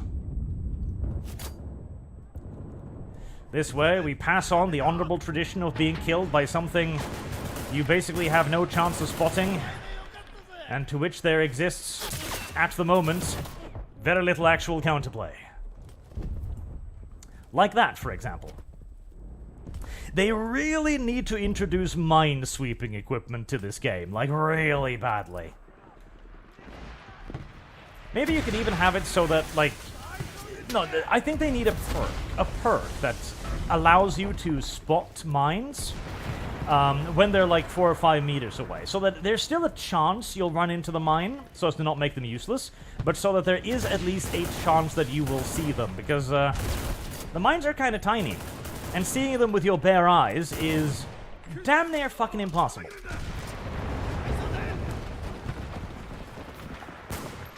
Especially as, contra to back in the day, the good old days, there was only a few squads that really had access to mines. They were very rare. Whereas now, of course, everyone gets access to mines. And since a mine is, in essence, just a free kill, why on God's good earth would you not bring mines? Like, it's stupid to not bring mines. They enforce a, like, -1 tax on anyone attacking the point you're on, because they're pretty much always going to kill one person. And if you get a little bit lucky... I saw an American there. Well, I mean, there you go. The mine got him too.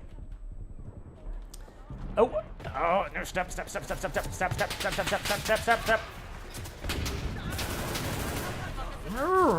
Well, that got a little bit hairy. But yes, it imposes basically a 1- tax on any enemy that tries to break onto your point.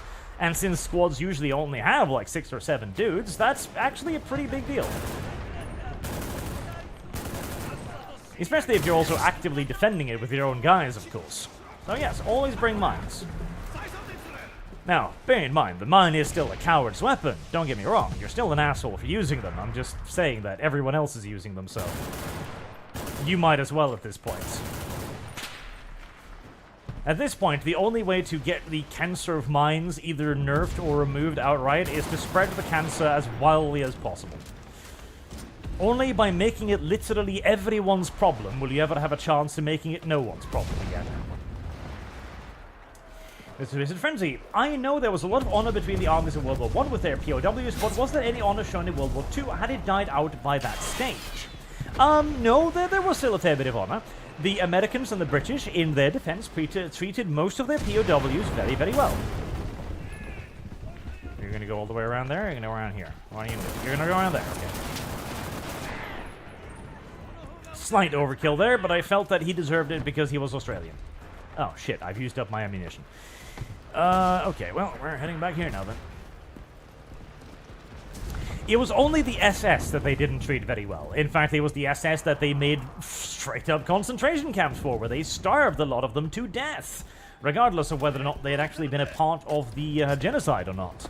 As that was one of the main reasons. Well, there were 2 reasons. One, the Americans were scared shitless of the SS because they have the reputation of being harder than fucking nails. And 2, the SS, most of the time, were used to war on the Eastern Front, where, you know, that whole taking prisoners shit thing, that didn't really work on the Eastern Front. And so the SS tended to fight on rather than surrender.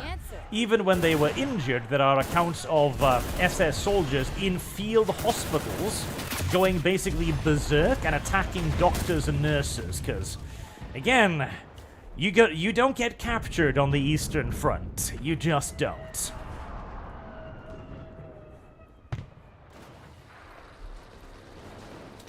That is an interesting place to park your car. Right. We are apparently going to need a lot more ammunition over here, so we shall make it. One ammunition building over there. One ammunition building over here. And the Germans, too, were plenty affable to the American POWs, by and large, as well. Now, one of the things that made Americans very unpopular as prisoners, though, was that the Americans had this whole thing where... I hate tanks. Had this whole thing where they felt it was their duty to try to flee all the fucking time. And they kept trying to do this. Now, see... From a actual warfare standpoint, trying to flee from your captor has always been considered a little bit dishonorable by European powers. You're not really supposed to do that because you are on parole. Like, the reason why you are alive is because your captured values your life as a human being. So they'd rather capture you than kill you. But at the same time, you're expected to try and kill them as well. It is in essence an extension of the system of parole, right? Where back in the day, really back in the day, you could give enemy soldiers and officers parole, where they give you their promise that they wouldn't take up arms against you in the currently ongoing conflict, and you'd send them home. That was a nice way for both sides to basically engage in war. It's a little bit of a sport, and once they lose, they get to go home, and they don't overly burden each other's supply systems either, so you don't have to house and feed POWs or anything like that. This system was then kind of extended into the POW system, largely after the Napoleonic Wars, where the French idea of the nation in arms became quite popular. Now, the idea of the nation in arms was, of course, created by Napoleon, where war was a civilizational matter. It was not something merely fought between aristocrats or anything. It was something you engaged in to the very end. There was no ending the war. It was total war before the idea of total war was even, fully created. Would you please go down, you little dumbass devastator thing? I don't know how I managed to fuck up that pass so bad. Maybe just patience. Patience. He has literally no way of escaping from you, so why are you rushing every single pass? Oh, is that another enemy aircraft?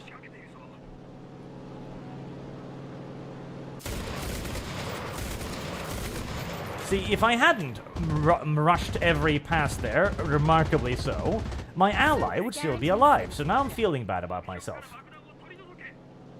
God, how are you still flying? There we go, P-47. I was really starting to wonder. Granted, I am shooting you just with Japanese 20 mils, which is a kind of sad weapon, but I'd expect you to die eventually. And so, skipping out on your parole and ignoring it and going to war anyway was obviously a dishonorable act. And seeing as the POW system was an extension of that, this idea that you were supposed to escape all the time, it really didn't fly in European circles. It was definitely not something you were supposed to be doing. And that is why, of course, people who tried to flee were treated not as soldiers, but as spies, and were to be executed. Which, honestly, is entirely fucking fair to me. It's like, okay, we're gonna let you live, because we have an understanding that you don't need to die. Like, we're at war, but we can still be civil about it. And then you still choose to flee with the intent to try and kill more of our side. Yeah, of course we're gonna fucking shoot you if we catch you. What the fuck are you on about? Obviously. You ungrateful piece of shit. Yeah, American POWs were not very popular with the Germans.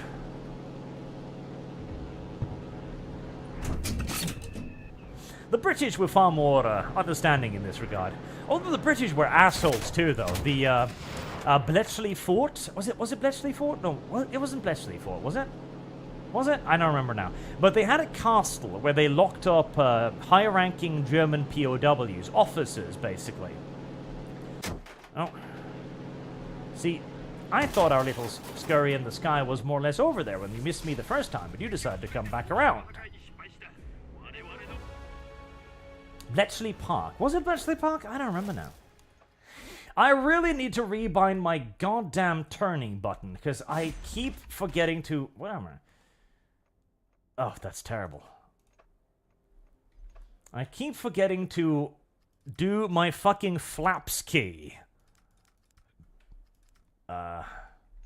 Where's my... Oh, controls, okay.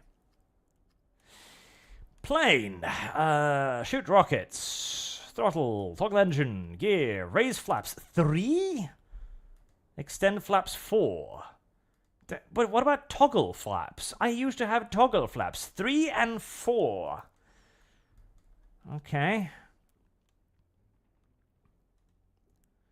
Those are weird buttons, but 3 and 4. Gotcha, video game.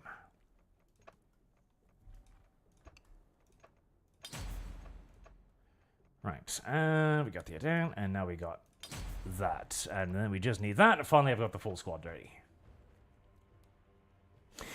For Tacitus on Streamlabs, what is your opinion of General Patton? YouTuber Laserpig has said that putting Patton in charge of an army might as well be giving that army a handicap. Do you agree and or know where that sentiment come from? Well, I can only assume that Laserpig is not a friend of winning wars, I guess. Either that or he's patently retarded, one out of two. General Patton was exactly the kind of general that the US Army desperately required. A general actually willing to go after the enemy, an aggressive action and aggressive pursuit. Something that the Americans failed at again and again and again. The American army was very rarely capable of actually encircling the enemy or cutting them off, even when it was planning to do so. I tell you this, Operation Market Garden, if the ground elements was led by Patton, they might actually have pulled it off. And like, Patton, oh, he pushes his troops too hard. Oh no, how terrible. How absolutely awful. The Americans have to fight a war. Oh. No, obviously not. The Americans were incredibly spoiled when it came to their infantry and armor tactics. They were way too cautious, and could probably have ended the war a good year earlier if they'd been a little bit more aggressive, particularly in Normandy. Not to mention as well, Patton's very reputation with the Germans. The only reason why the Ghost Army in England worked the way it did was because they alleged that Patton was in charge of it. Because the Germans were actually afraid of Patton, they recognized in him a tank commander of the German breed, someone willing to take decisive action, to push ahead, and to carry out deep operations against the enemy's headquarters and lines of supply. They were worried about an army under Patton. So much so that they thought that the Ghost Army was actually an entirely real army, which was a huge boon for the Allies during the masquerade, the Maskarovka, leading up to the invasion of Normandy, of course.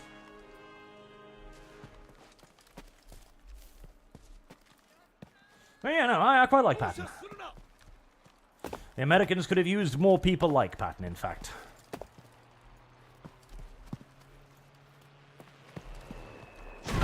This is an aggressive spawn point, but I'm feeling lucky. Oh, and let's dump some artillery on top of it as well, just in case. A reigning terror. So on the Eastern Front, the Russians showed no mercy. Neither side showed any mercy. See, the Germans were invading the Russians under the assumption that they were all Untermensch, okay? And the Wehrmacht didn't behave that badly, but even the Wehrmacht, the Wehrmacht initially was a relatively honorable organization. It really genuinely was. And it even treated the Russian POWs fairly well, which is why you had so many Russian POWs in the early stage of the war. But the Russians did not treat the Germans well, at all. And there were countless instances of mutilation of corpses, mutilation of prisoners, the public display of mutilated, captured soldiers, etc. And that made the Wehrmacht harden up real quick, too. To the point where it did very quickly become basically doctrine that you didn't take prisoners unless you were in extenuating circumstances. You know, if prisoners came to you willingly, or they just surrendered to you in the trenches, etc., then, you know, fair enough. It's minimum hassle to just, you know, pass them back down the lines. But if you took prisoners during an assault, or while you were under attack, or when you were away from your lines, yeah, most of the time they'd just shoot them. They would just shoot them. And that went for both sides.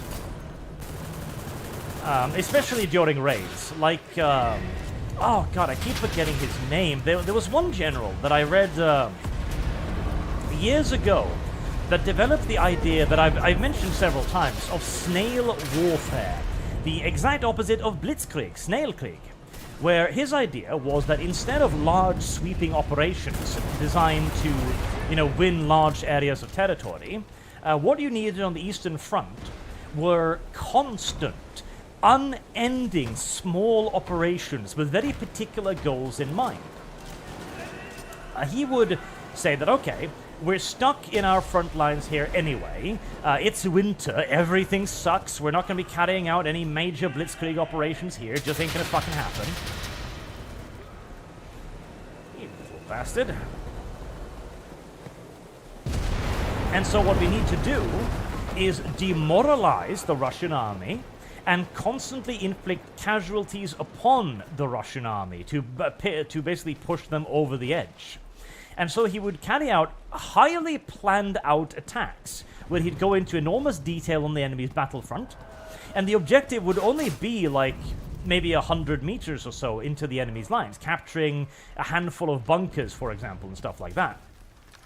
But these attacks would be carried out with overwhelming force, lots of dudes, armored support, artillery support, all carefully planned out to the most minute detail.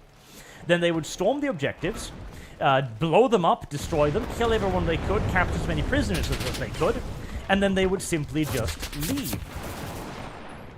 I knew you were hiding behind us there. Oh, a fucking M2 carbine too. Lucky little bastard.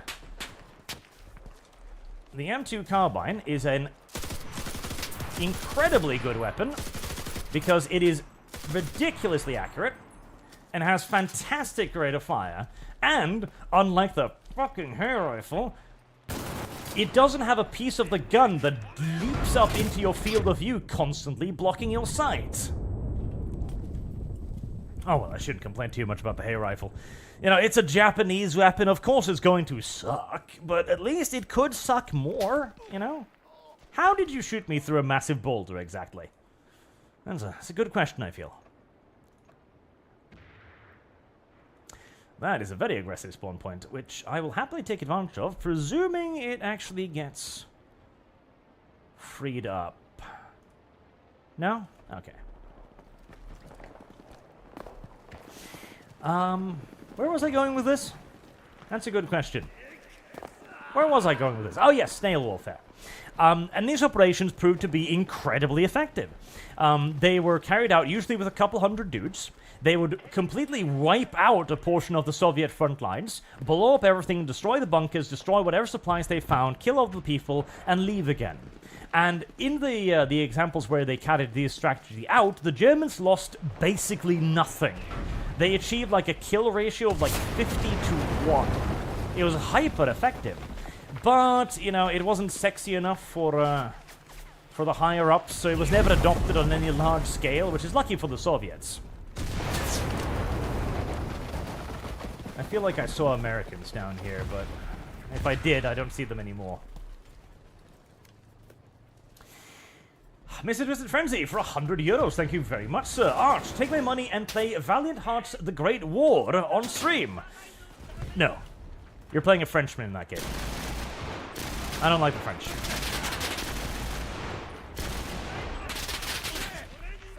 I don't like the French. French are gay. I don't like the French.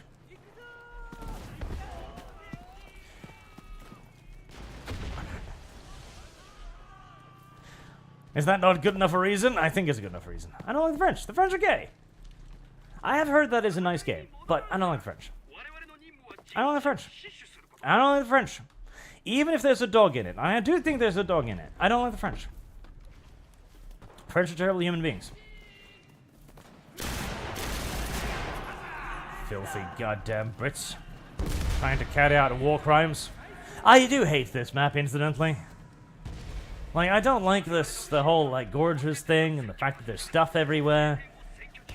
It's like a camper's wet dream, and since I myself am allergic to sitting still for more than 5 seconds at a time, I don't do well on maps like these, where you're kind of expected to just sit in a corner and hope and pray that the enemy will eventually come to you. Because I see gunfire and I just have to move towards it. That was an interesting point to run out of ammunition, unfortunately. Thompsons. I fucking hate Thompsons. The Thompson machine gun. It's the Tokyo Arsenal version, except better in every single way. Rate of fire, magazine capacity, accuracy, sights. Somebody kill that Australian before he gets away. Thank you.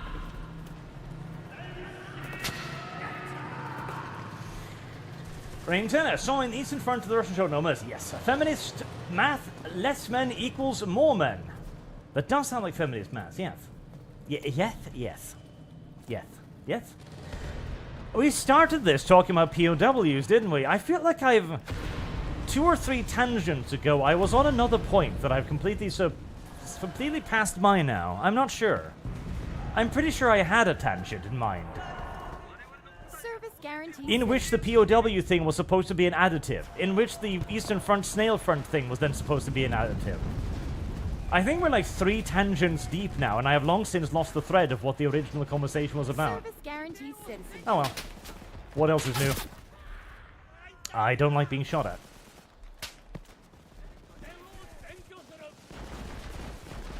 I mean, at least we're attacking for once, I guess. Oh no, this is the bad rifle. I don't like this rifle. Springfield? No. Thompson, thank you. There we go, much better. Heresy's the question. Thompson's pretty good. I still don't like its sight, mind you. It's got that weird little... We decided to put a circle around the sight thing. I don't like that. I will take the Thompson over the Arsenal SMG any day of the week, though. Even the 30-round magazine one.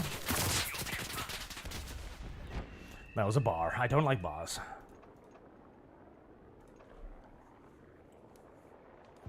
Much time the Soviets didn't treat Soviet POWs as well as for Germans. Here was the Commission's order and the Commando order. Yes, they didn't treat their own prisoners well. There was a rather famous thing after the war when all of the other POWs were, of course, being rescued out of German captivity. The Soviet POWs were a little bit nervous because they knew, of course, that they had been ordered to not get captured. And yet, their existence in German POW camps would quite seem to indicate that perhaps they had not followed that order quite to the letter, you know? And the Soviet, you'd think any nation would be like, oh, you know, we were at war, we need to have some pretty extreme measures, etc. You know, you got captured, you got overrun. It happens, you know. Bygones be bygones. It's done with now, right? Yeah, that would be any other normal nation. Not the Soviets. Not the Soviets. Oh, God, not the Soviets.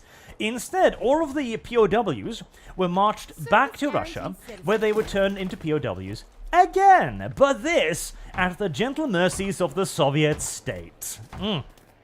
Yes. In the Soviet Union, it is literally better to die in captivity than to go home, because it'll just be a longer period of captivity at that point.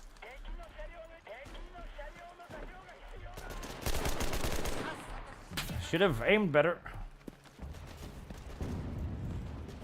Going home to the Soviet Union does nothing but extend your period of captivity. Very Soviet, very classical.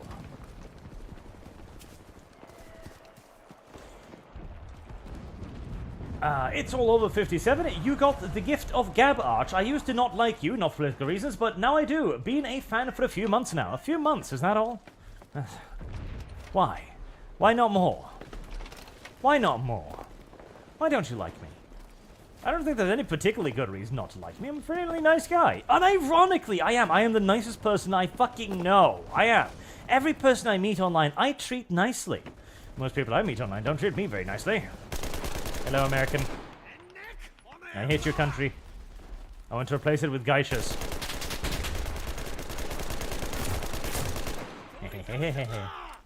There is bullet penetration in this game, by the way. You can shoot through buildings. It's just a little derpy. Fire is the answer. Now, sometimes it works much better than other times. Okay, I am running out of ammunition. That's... Right, we'll let somebody else move on to the obviously booby-trapped point before us, as I hear countless fucking mine explosions. Now, let's check our feeds. Kind and gentle, sir. May I pick up your weapon? May I have that? Thank you. Ow, come on, I had him. Probably got me in the head, little bitch.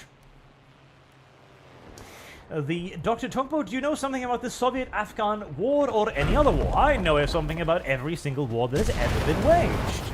I'm currently reading about the Franco-Prussian War, which is deeply interesting, especially in terms of its politics, like the idea of nationhood and the ideas of total war, the old world, the chivalrous world, meeting the new world of industrialized warfare.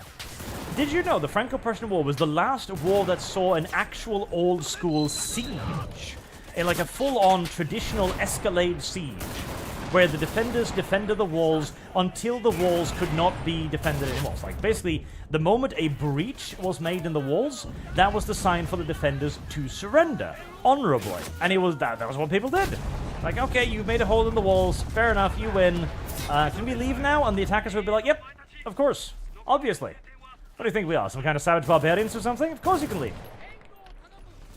That was the last time of what a siege like that was fought. And you know why that isn't the case anymore? It's because of civilian government. That's why that is not the case anymore. 98% of the inhumanity of modern-day warfare can be placed squarely at the feet of civilian administrators. Because what was the reaction from the civilian government in Paris when the fortress of Strasbourg, which this was, surrendered? They were like, my god, you surrendered according to the usual rules and traditions of warfare? Traitor, traitor, traitor! And they'd eventually end up court-martialing the dude who did it. Because, of course, the civilians had no understanding of warfare. None at all. I hate you, tank. And you just killed the one guy in my squad with a weapon capable of dealing with you, so I'm just gonna run past you and ignore you now and hope that I can maybe find some infantry to kill before you blow me to pieces. Infantry, much like that right down there. Please don't shoot me, I'm just a happy little Japanese person. Because it was the civilians, it was the French Revolution that really introduced this shit. The idea of the nation in arms, where warfare wasn't a matter of politics anymore. It wasn't two nations or two nations' rulers having a disagreement over land or religion or tradition over anything else. It was nations now. It was the people fighting. And the people could have all kinds of ridiculous motivations for fighting. Instead of something simple, like honor, for example, which was easy to satisfy, they could fight over land, or over ideology. And the wars grew ever more barbarous, as only total victory could be considered. See, the French imperial regime, after their massive defeat at the Battle of Sedan, were like, yep, okay, fuck it, we lost, it's probably time to sue for peace. Like Germans, what do you want? And the Germans were like, okay, but we don't... Are we supposed to be talking to you? Because Paris is saying that they're in charge now, that there's a Republican government. If we come to terms, can you guarantee they're actually going to be followed? And they couldn't. Because the old regime was, of course, like, okay, war is just a means to an end. We have obviously lost the war, we have no way of winning the war anymore, and so we are going to surrender so as to save everyone any further suffering and any further casualties. Whilst the civilian government was like, no, more people must die for my ideology! Rah! Monarchism. I tell you, monarchism is the fucking solution. We need monarchism. Reject democracy, reject republicanism, monarchism is the way to go.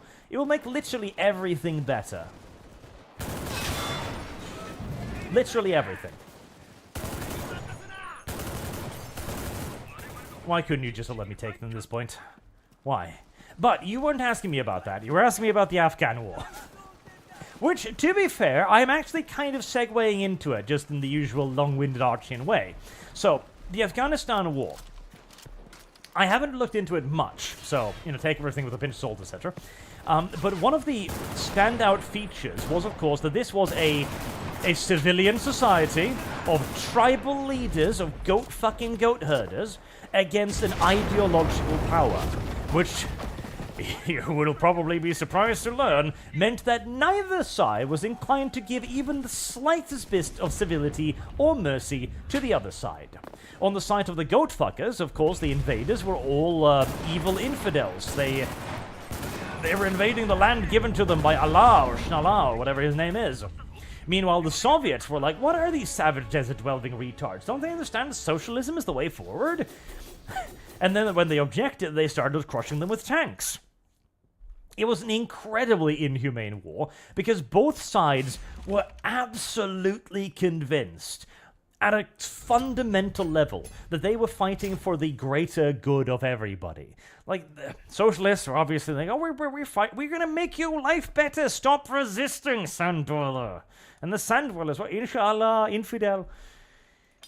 And so both sides tortured the other shitloads and killed them in the most horrifying ways, as exemplified by a favored method of Soviet execution. The Soviets, in an attempt to get the various villagers to realize that resisting was kind of retarded at this point, because they had tanks and the Inshallah people didn't, would go to great lengths to demonstrate the fact that they had tanks. And one of the ways in which they did that was by crushing people's legs with them. They would take a local luminary of the village, they would have him dragged outside, they'd have him held down or tied down, and then they would have a tank run over his legs. Now, the only real mercy in this action was that the person would almost always die almost immediately due to the shock of this, for unsurprising reasons, or he would die shortly thereafter because the ground-up bone matter in his flesh now would enter his bloodstream and poison him to death. So, at least he'd be dead. That's something, at least he'd be dead. Right, you are going to have an anti-tank, anti-personnel mine, and I need more explosive packs because, well, I'm getting a fucking bazooka. I suppose I don't really need that, but here you go. You're a little sniper. I don't usually like snipers, but on a unit whose primary duty is to call in artillery, I can see the usage for it. Little nest protection, another medikit. You're obviously going to get another Hay automatic rifle, because despite its ability to block my vision constantly, it is still a fairly good weapon.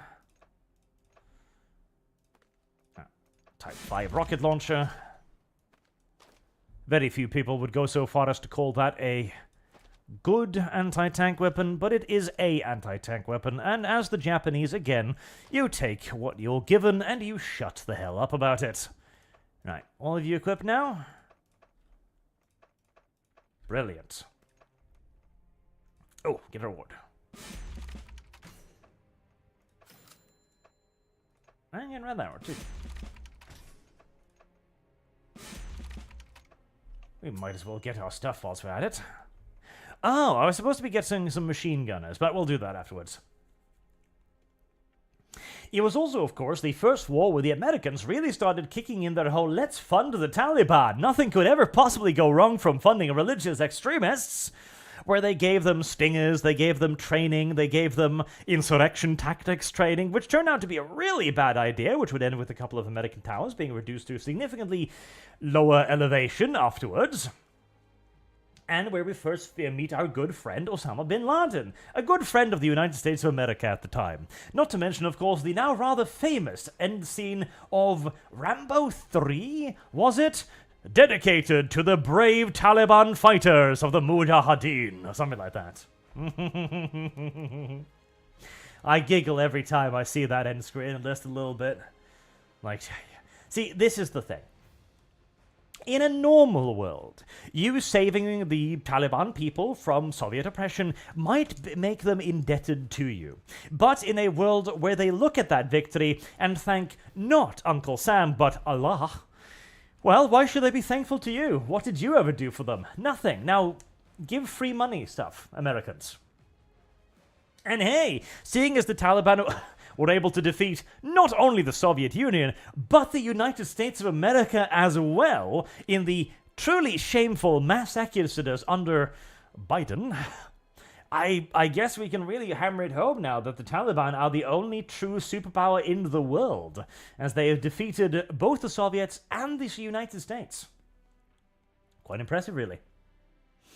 Mark Shamed, Toon Man just posted on Twitter a 20,000 bounty on Grumps' head. I did see that. I hope the FBI will visit him shortly. Archfus ranked the German generals now like Manstein versus Guderian. Oh god. I can't do that off fucking hand. Are you kidding me? Like, that's a way too complicated a question, okay? But top 3, Guderian has to be at the top. Like, Guderian has to be at the top. Like, Guderian has to be at the absolute top, I think. Manstein versus Rommel is an interesting one. Because if we're going to do top 3, the only... Like, Guderian, top. No question about it, really. That one's not up for debate. But Manstein or Rommel? Manstein or Rommel? For the second or third place. See, largely, I would agree with the general argument that Rommel is a bit overrated. Because who was he really fighting? The British?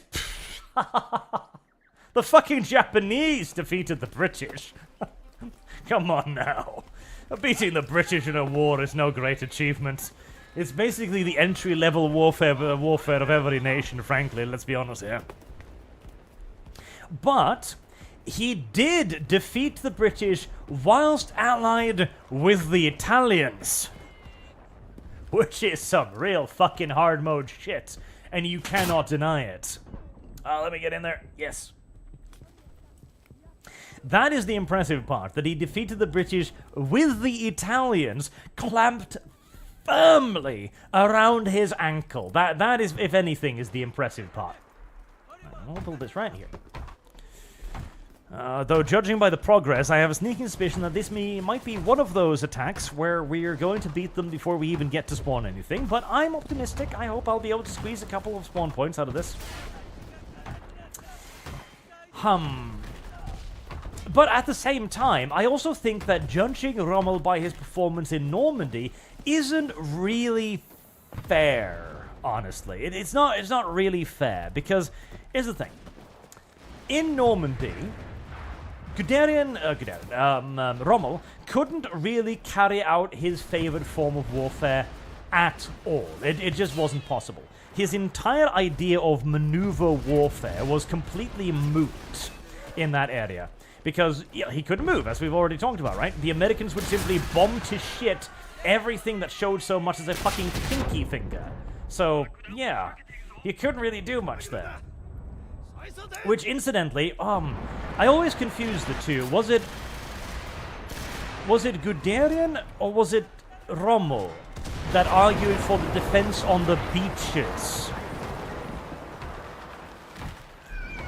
I can't remember now. I know this. I know this deep back in the midst of my mind somewhere, because there was a general disagreement amongst the Germans as to whether the defense of Normandy should be carried out on the beaches, relying primarily on fortification and fixed defenses to defeat the invasion, or whether or not the Allies should be allowed inland and then counterattacked with German armored reserves. Screw you, I have many bullets in my gun too. Well, admittedly, not as many as in your gun, probably, but I got quite a few bullets in this thing as well. There you go. Remind me, chat. Oh boy. Oh, gosh darn it. So write something more in chat. The thing is covered slightly by my overlay. Write something more to push it up. Right, chat. Right. Write about your favorite fetishes. How many of you like feet? That should get you interested. I'm out of ammo. Okay. You.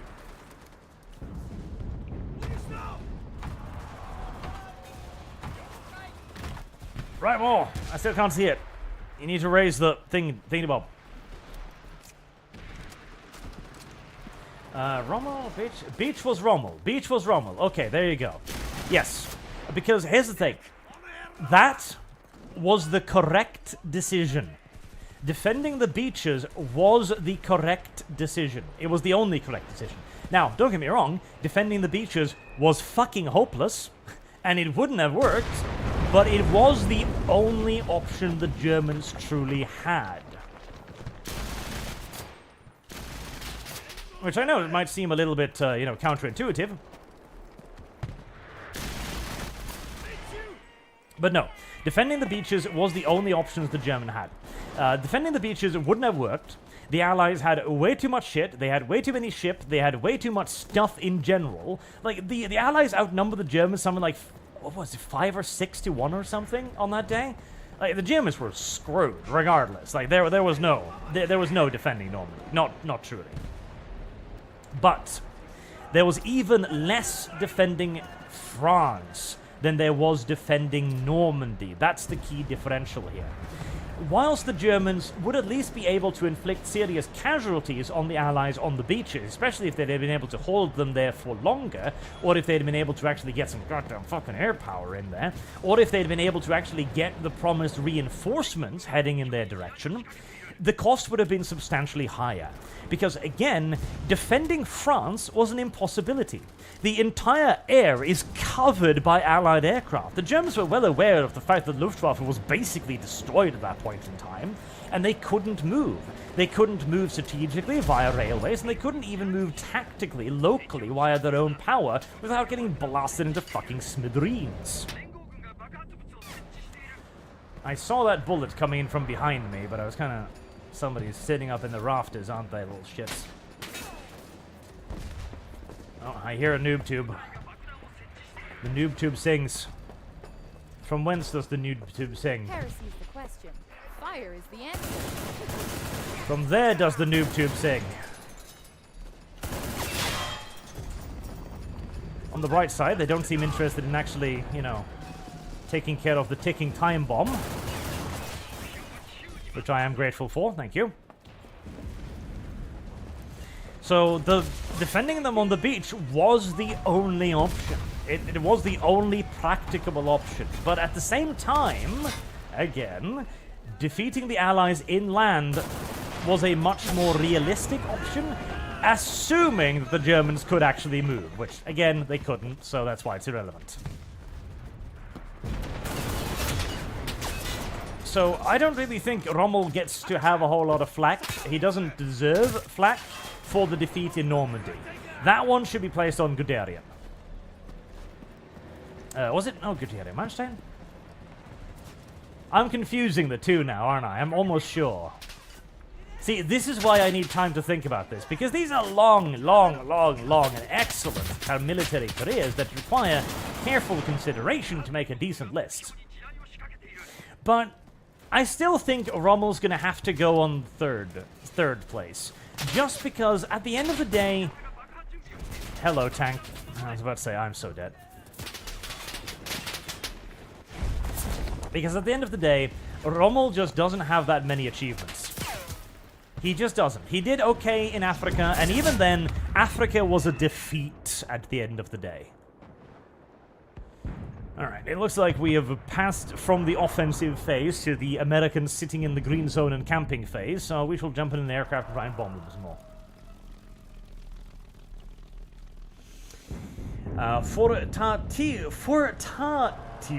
Fortatius, considering there were mass popular opinion against the US entry into the war in Europe, perhaps it was best that the US troops relied on superior firepower to minimize manpower losses. It is sad that democracies can't politically handle massive casualties. That is a good point, yes. Minimizing casualties is of paramount importance to any democratic nation, as even a minuscule amount of casualties can bring a democratic nation out of a war, as we've seen in several recent examples. Though, with stuff like Afghanistan, it wasn't so much the casualties as the fact that the Americans couldn't provide a positive message of the war that made it end, in my opinion. See, that's the thing. You need to... Oh, somebody found an anti-personnel mine of mine. You need to be able to turn war into something positive, something worth sacrificing for, something heroic. You can't just, like, tell the truth about war. That's a terrible idea. Never tell the truth about war if you want to win one. That's an awful idea. So obviously, gag orders on all the media, of course. Are you friendly? I think you're friendly. If you're not friendly, I'm probably dead regardless, because knowing when I'm going to shoot you down with my tiny little pea shooters. Yeah, you're friendly. I believe. My little 12.7mm machine guns. Sad things. Oh no, they're not even. They're 7.7s. Oh god. Oh god, 30 cals. Ooh, that is worse than I remember. Oh my god. And the Dr. Topo, what do you know about the Falklands Malvines War? Falklands Malvines Wars. Isn't that just the Falklands War with the between Argentina and the British Empire? Oh, British Empire. That's an optimistic assessment. They weren't the Empire anymore. Churchill had given that away. The United Kingdom and Margaret Thatcher. Was that the one? Well, I know that the British were intended to actually just give that shit up. The British general populace was kind of divided. The British political establishment was very much like, oh, it's on the other side of the world. Never give it up. Who cares about the British people over there? But they were, in other words, modern day British people rather than the men of the Empire. But Margaret Thatcher, undergoing a little bit of a political crisis at the time as well, saw this as what it was. A brilliant fucking opportunity. Right, we are going to try and shoot down a bow fighter with 7.7mm machine guns. This is a really, really bad idea. We're just gonna... He's gonna probably shoot me down with his fucking tail gunners before I manage to shoot him down. But if I can get his engines, which is what I'm currently aiming for... There is a snowball's chance in hell that I'll at least take him with me. Oh my god, come on, get the engines. My god. I'm already on fire, like I'm already dead, but come on, there we go. Holy shit. Right, well, my duty has a... What? Apparently I died upon exiting the aircraft. Don't know how that works out, but...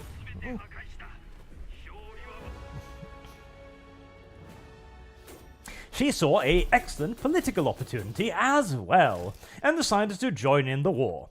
Now, the war was a success because Argentina didn't have a military. Like, you see, one of the most interesting parts about it is the Belgrano, right? British newspapers at the time, at the sinking of the Belgrano, were like, "We have sunk Argentina's battleship. Oh my god! Look at this. We've sunk their battleship, their capital vessel. Ah!" The cruiser Belgrano was a cruiser. Well, still, it was a Pensacola-class cruiser from the Second World War. It was a fucking museum piece. And it was the best the Argentinians had. The Argentinians' only real hope and opportunity were their Exocet missiles, which did have a decent chance of maybe nailing a British carrier if it got very, very, very, very, very, very, very, very, very lucky. And even that, no, they weren't excellent odds, let's just put it like that. On the ground, of course, the Argentinian army didn't really stand a chance. In the air, the Argentinian army didn't really stand a chance. It was really one-sided. Basically, Argentina was betting on Britain being too fat, too lazy, and too poor to intervene. As I will point out as well, this war came during a time of general economic downturn for England. England was not doing very well at the time. It was doing absolutely atrociously, in fact. Previous leaders had been overthrown by massive... Labour revolts, the coal mine revolt being one of the more notable ones, for example. And so I think Britain is still paying for this war to this day, or they finished paying it off only recently or something, because it was an enormous economic expenditure, and it cost them so much money. But it was a successful war, and nothing unites a nation quite like a successful war, which is why leftists are still molding and balding over Margaret Thatcher to this fucking day. Much shame, the USA winning every battle in Vietnam is a myth. It is, because they lost all of the important ones, the last ones, where the North Vietnamese rolled down and took over the entire fucking country. In large part also because the Americans were like, we need to trust the South Vietnamese to fight for themselves. Well, see, a democratic nation is always going to have a lot of trouble against an undemocratic nation. Unless it's a superpower. So, see, that's the thing. A democratic nation will usually build up a larger industrial base over the long term and become better suited for warfare if given sufficient time. That's why, most of the time, democratic nations do actually win wars. But in the short term, like in a civil war, the extremist socialist version is almost always going to have a serious advantage, as we saw with North versus South Vietnam, and as we saw with North Korea versus South Korea, of course, where the North Koreans absolutely fucking trunched the shit out of the South Koreans, and only massive American dedications of aid material, and eventually the Incheon landings, which was a piece of brilliant insanity, by the way, eventually saved the day. See, MacArthur gets a lot of flack as well, and a lot of deserved flack too, because, now there's an overrated general, oh my god, but the Incheon landings, I don't think any other general, save maybe Patton himself, would have had the sheer titanium balls to bet everything on a Hail Mary naval landing like that, especially with, of course, the memories of Normandy fresh in mind. So, yeah. MacArthur was probably the only American general that could have won that war, and win it he did. Let's board up these windows.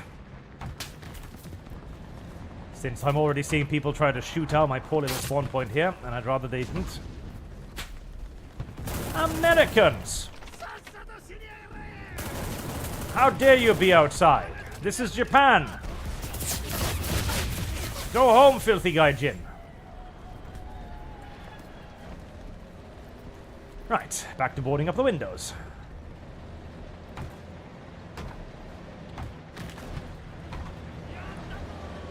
And that one too, just to be safe.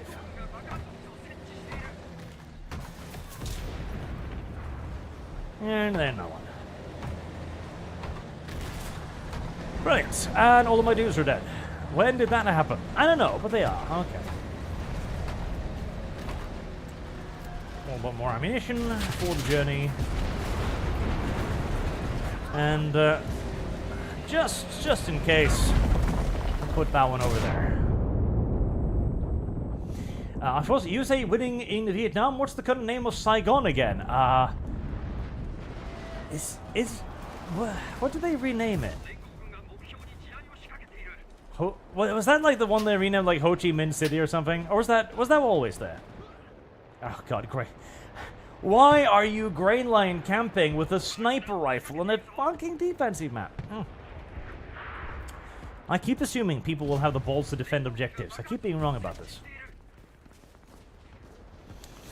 I don't remember, because Hanoi, they didn't rename it Hanoi. Hanoi was always the capital, right, in the north?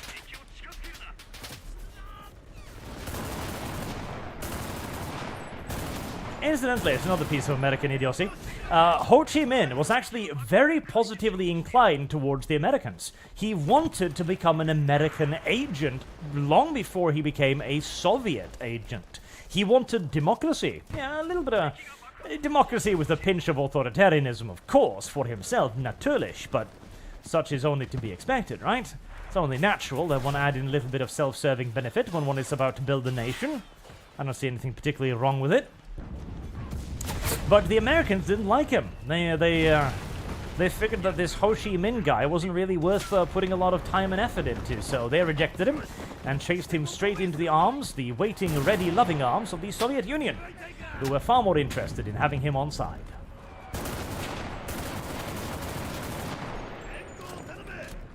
I can hear a relief point here. Oh, there it is. Oh. 2 hand grenades? How very luxurious of you. You missed. Now what?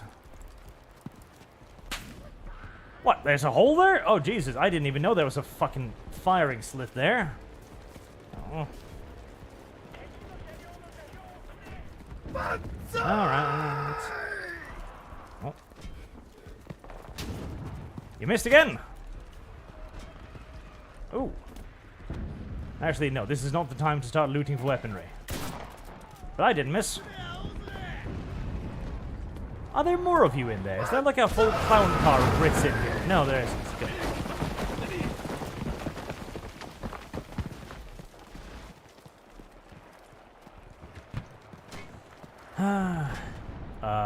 Please stop. Cease your mortaring ways immediately. Hi. Oh, God. So many Brits. So... a little knife.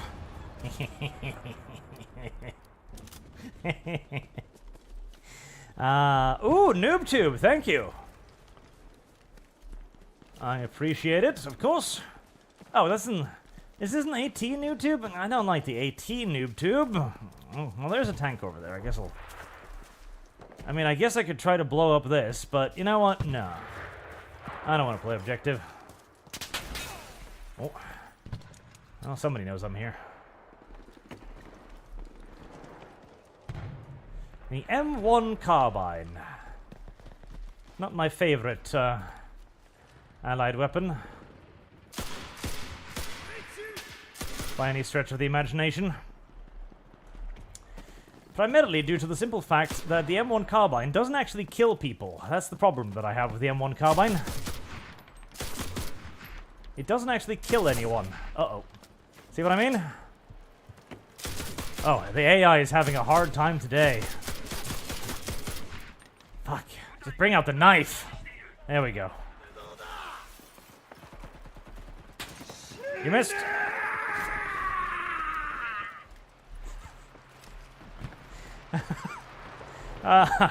The British. Oh, hey! He didn't miss that time. He brought a sword to a gunfight, as you should. Good boy. He finally realized that the old ways are the correct ways. Good boy.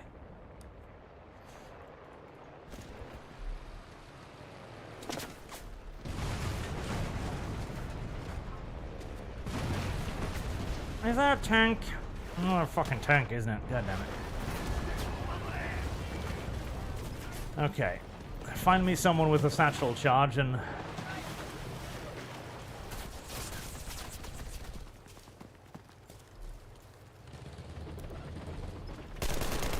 Bad American.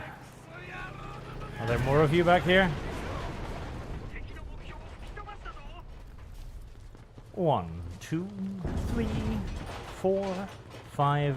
Goodbye.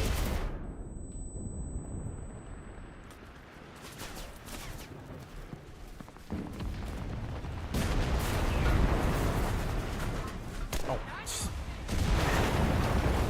I know he's an ally, but he looked American. Well, yes, he looked American for a moment there.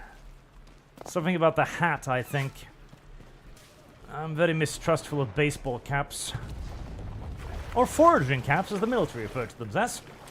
Primarily because, oh, have we not taken that objective? For some reason, I assumed we'd taken this objective.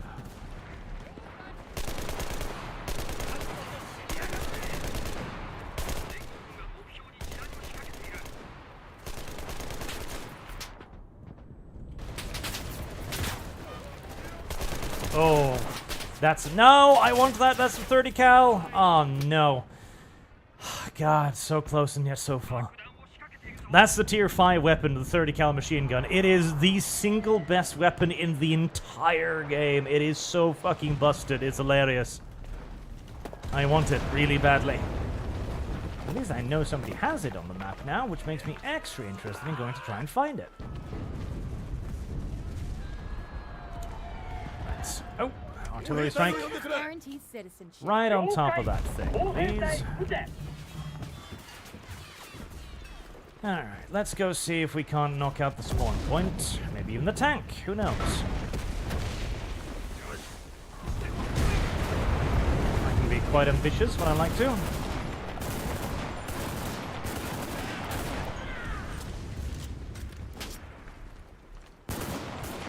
Ah, goddammit. I was kind of hoping that my squad would follow me up and kill the last dudes there, but it elected not to. For reasons only it can ever possibly know. Artillery strike didn't even get me any kills either, I don't think, which is unfortunate. Alright, is that spawn point still alive? No, it's burning. Okay, good. Ow. Dodge and weave, dodge and weave. Well, couldn't dodge and weave past that. I mean, the Americans are basically just giving up the point by sitting on their own side of the map, so I guess we'll just let them do that, and let's get some bolt-action rifles again. The Dr. Topo, speaking about weebs, do you play Blue Archive, or are you on the Nicker side with V? Can't play Blue Archive, because it's a phone-only game, and I'm not going to play the game on my phone, Jesus Christ. No. It needs a... Hello. It needs a PC, client. If it had a PC client, then definitely I would, but it needs a PC client. Come on, little rifleman. There's an entire squad of you. I'm pretty sure you should be able to outshoot whatever silly Americans are on the other side of the water there.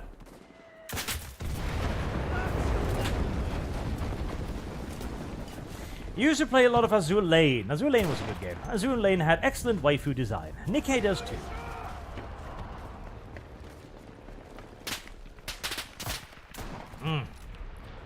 A side dodger. I do hate those. Even though I do it myself. Well, you know the best way to make sure that nobody can sidestep you? That is always the best way to make sure nobody can sidestep you. My dude, that was fucking embarrassing. What would you have there? Ooh, M2 Carbine. Thank you.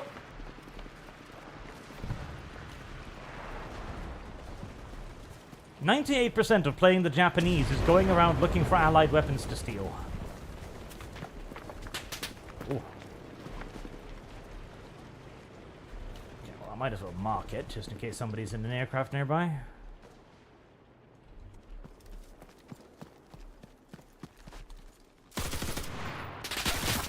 Oh, I did not see you there.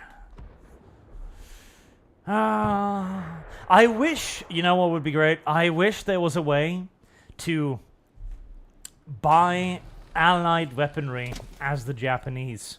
Captured weaponry, yes. Like, you could unlock it or something, or pay more for it or something. Because I would basically equip every squad with nothing but American guns at this point. The M2, amazing. The 30 cal, fantastic. The Thompson, oh Jesus. The elite Thompson, the exclusive Thompson to the paratroopers, the 100 round. Yes. Yes. Okay, only one magazine, but you know, motherfucker, do you have any idea? You little campy piece of fucking scum shit. Sitting over there by the side, camping, you little cumfucker. I hate you. I just got my hands on that, and you're all sitting there like little fucking shits, camping the shit out. God damn, I hate people. I hate people. Sit on the objective like normal human beings. I just got it too.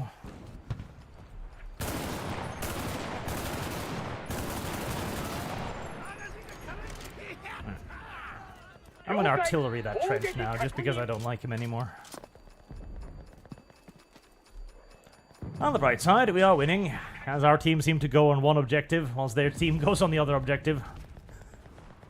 Like, we're gonna defend this thing and ignore the other thing. Oh, God. They really do have a good amount of little campy shits over there, don't they? I mean, sure. They are literally supposed to be defending the objective, and thus they do have a reason and a rationale for what they're doing. But unless you're moving around the map like a spastic fucking Energizer bunny, like I am, I consider you to be a camper, okay? It may not be a reasonable standard that I hold, but it is the standard I hold. Schurterling and Crusader tank, it is in-game. It's garbage. Just like it was in real life. There's going to be a lot of Americans in this hut, isn't there? There's going to be... Oh, no? Weird.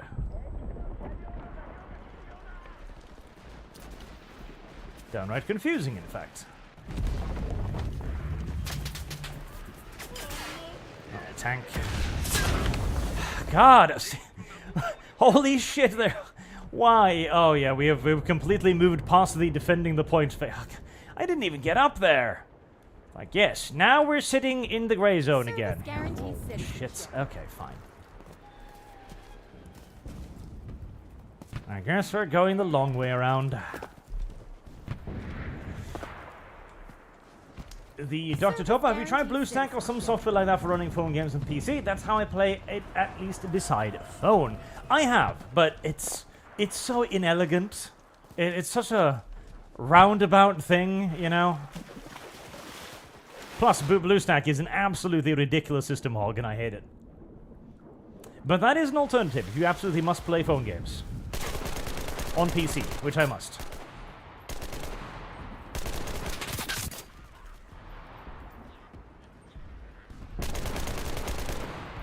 I am happy whenever I see a British squad, because if it's British, at least it doesn't have the bullshit weaponry of the Americans. I'm also sad because it means they're not going to have a 30 cal on them, but... all things are relative. I am so gonna get murdered here, but maybe we have a different objective in mind.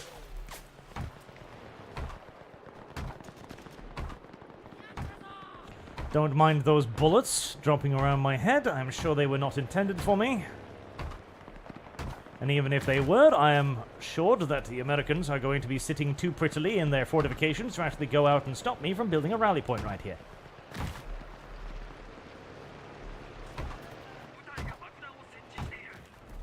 There. And because we're greedy.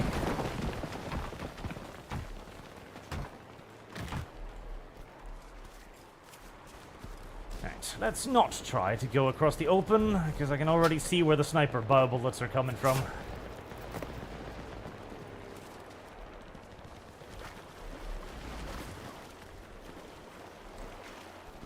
The one upside to fighting a team that sits that far away from the objective is that it should at least be easy to get the objective.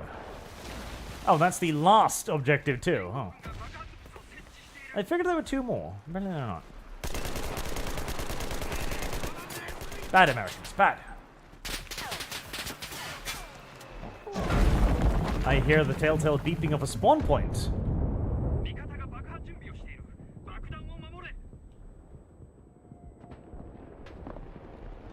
No? Maybe the bomb got it.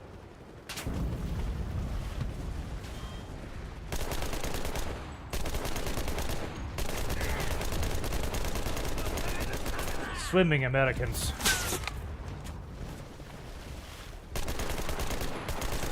The only thing worse than walking Americans are swimming Americans.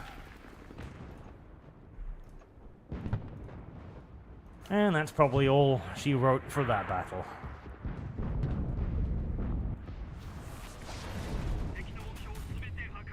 Victory for Japan.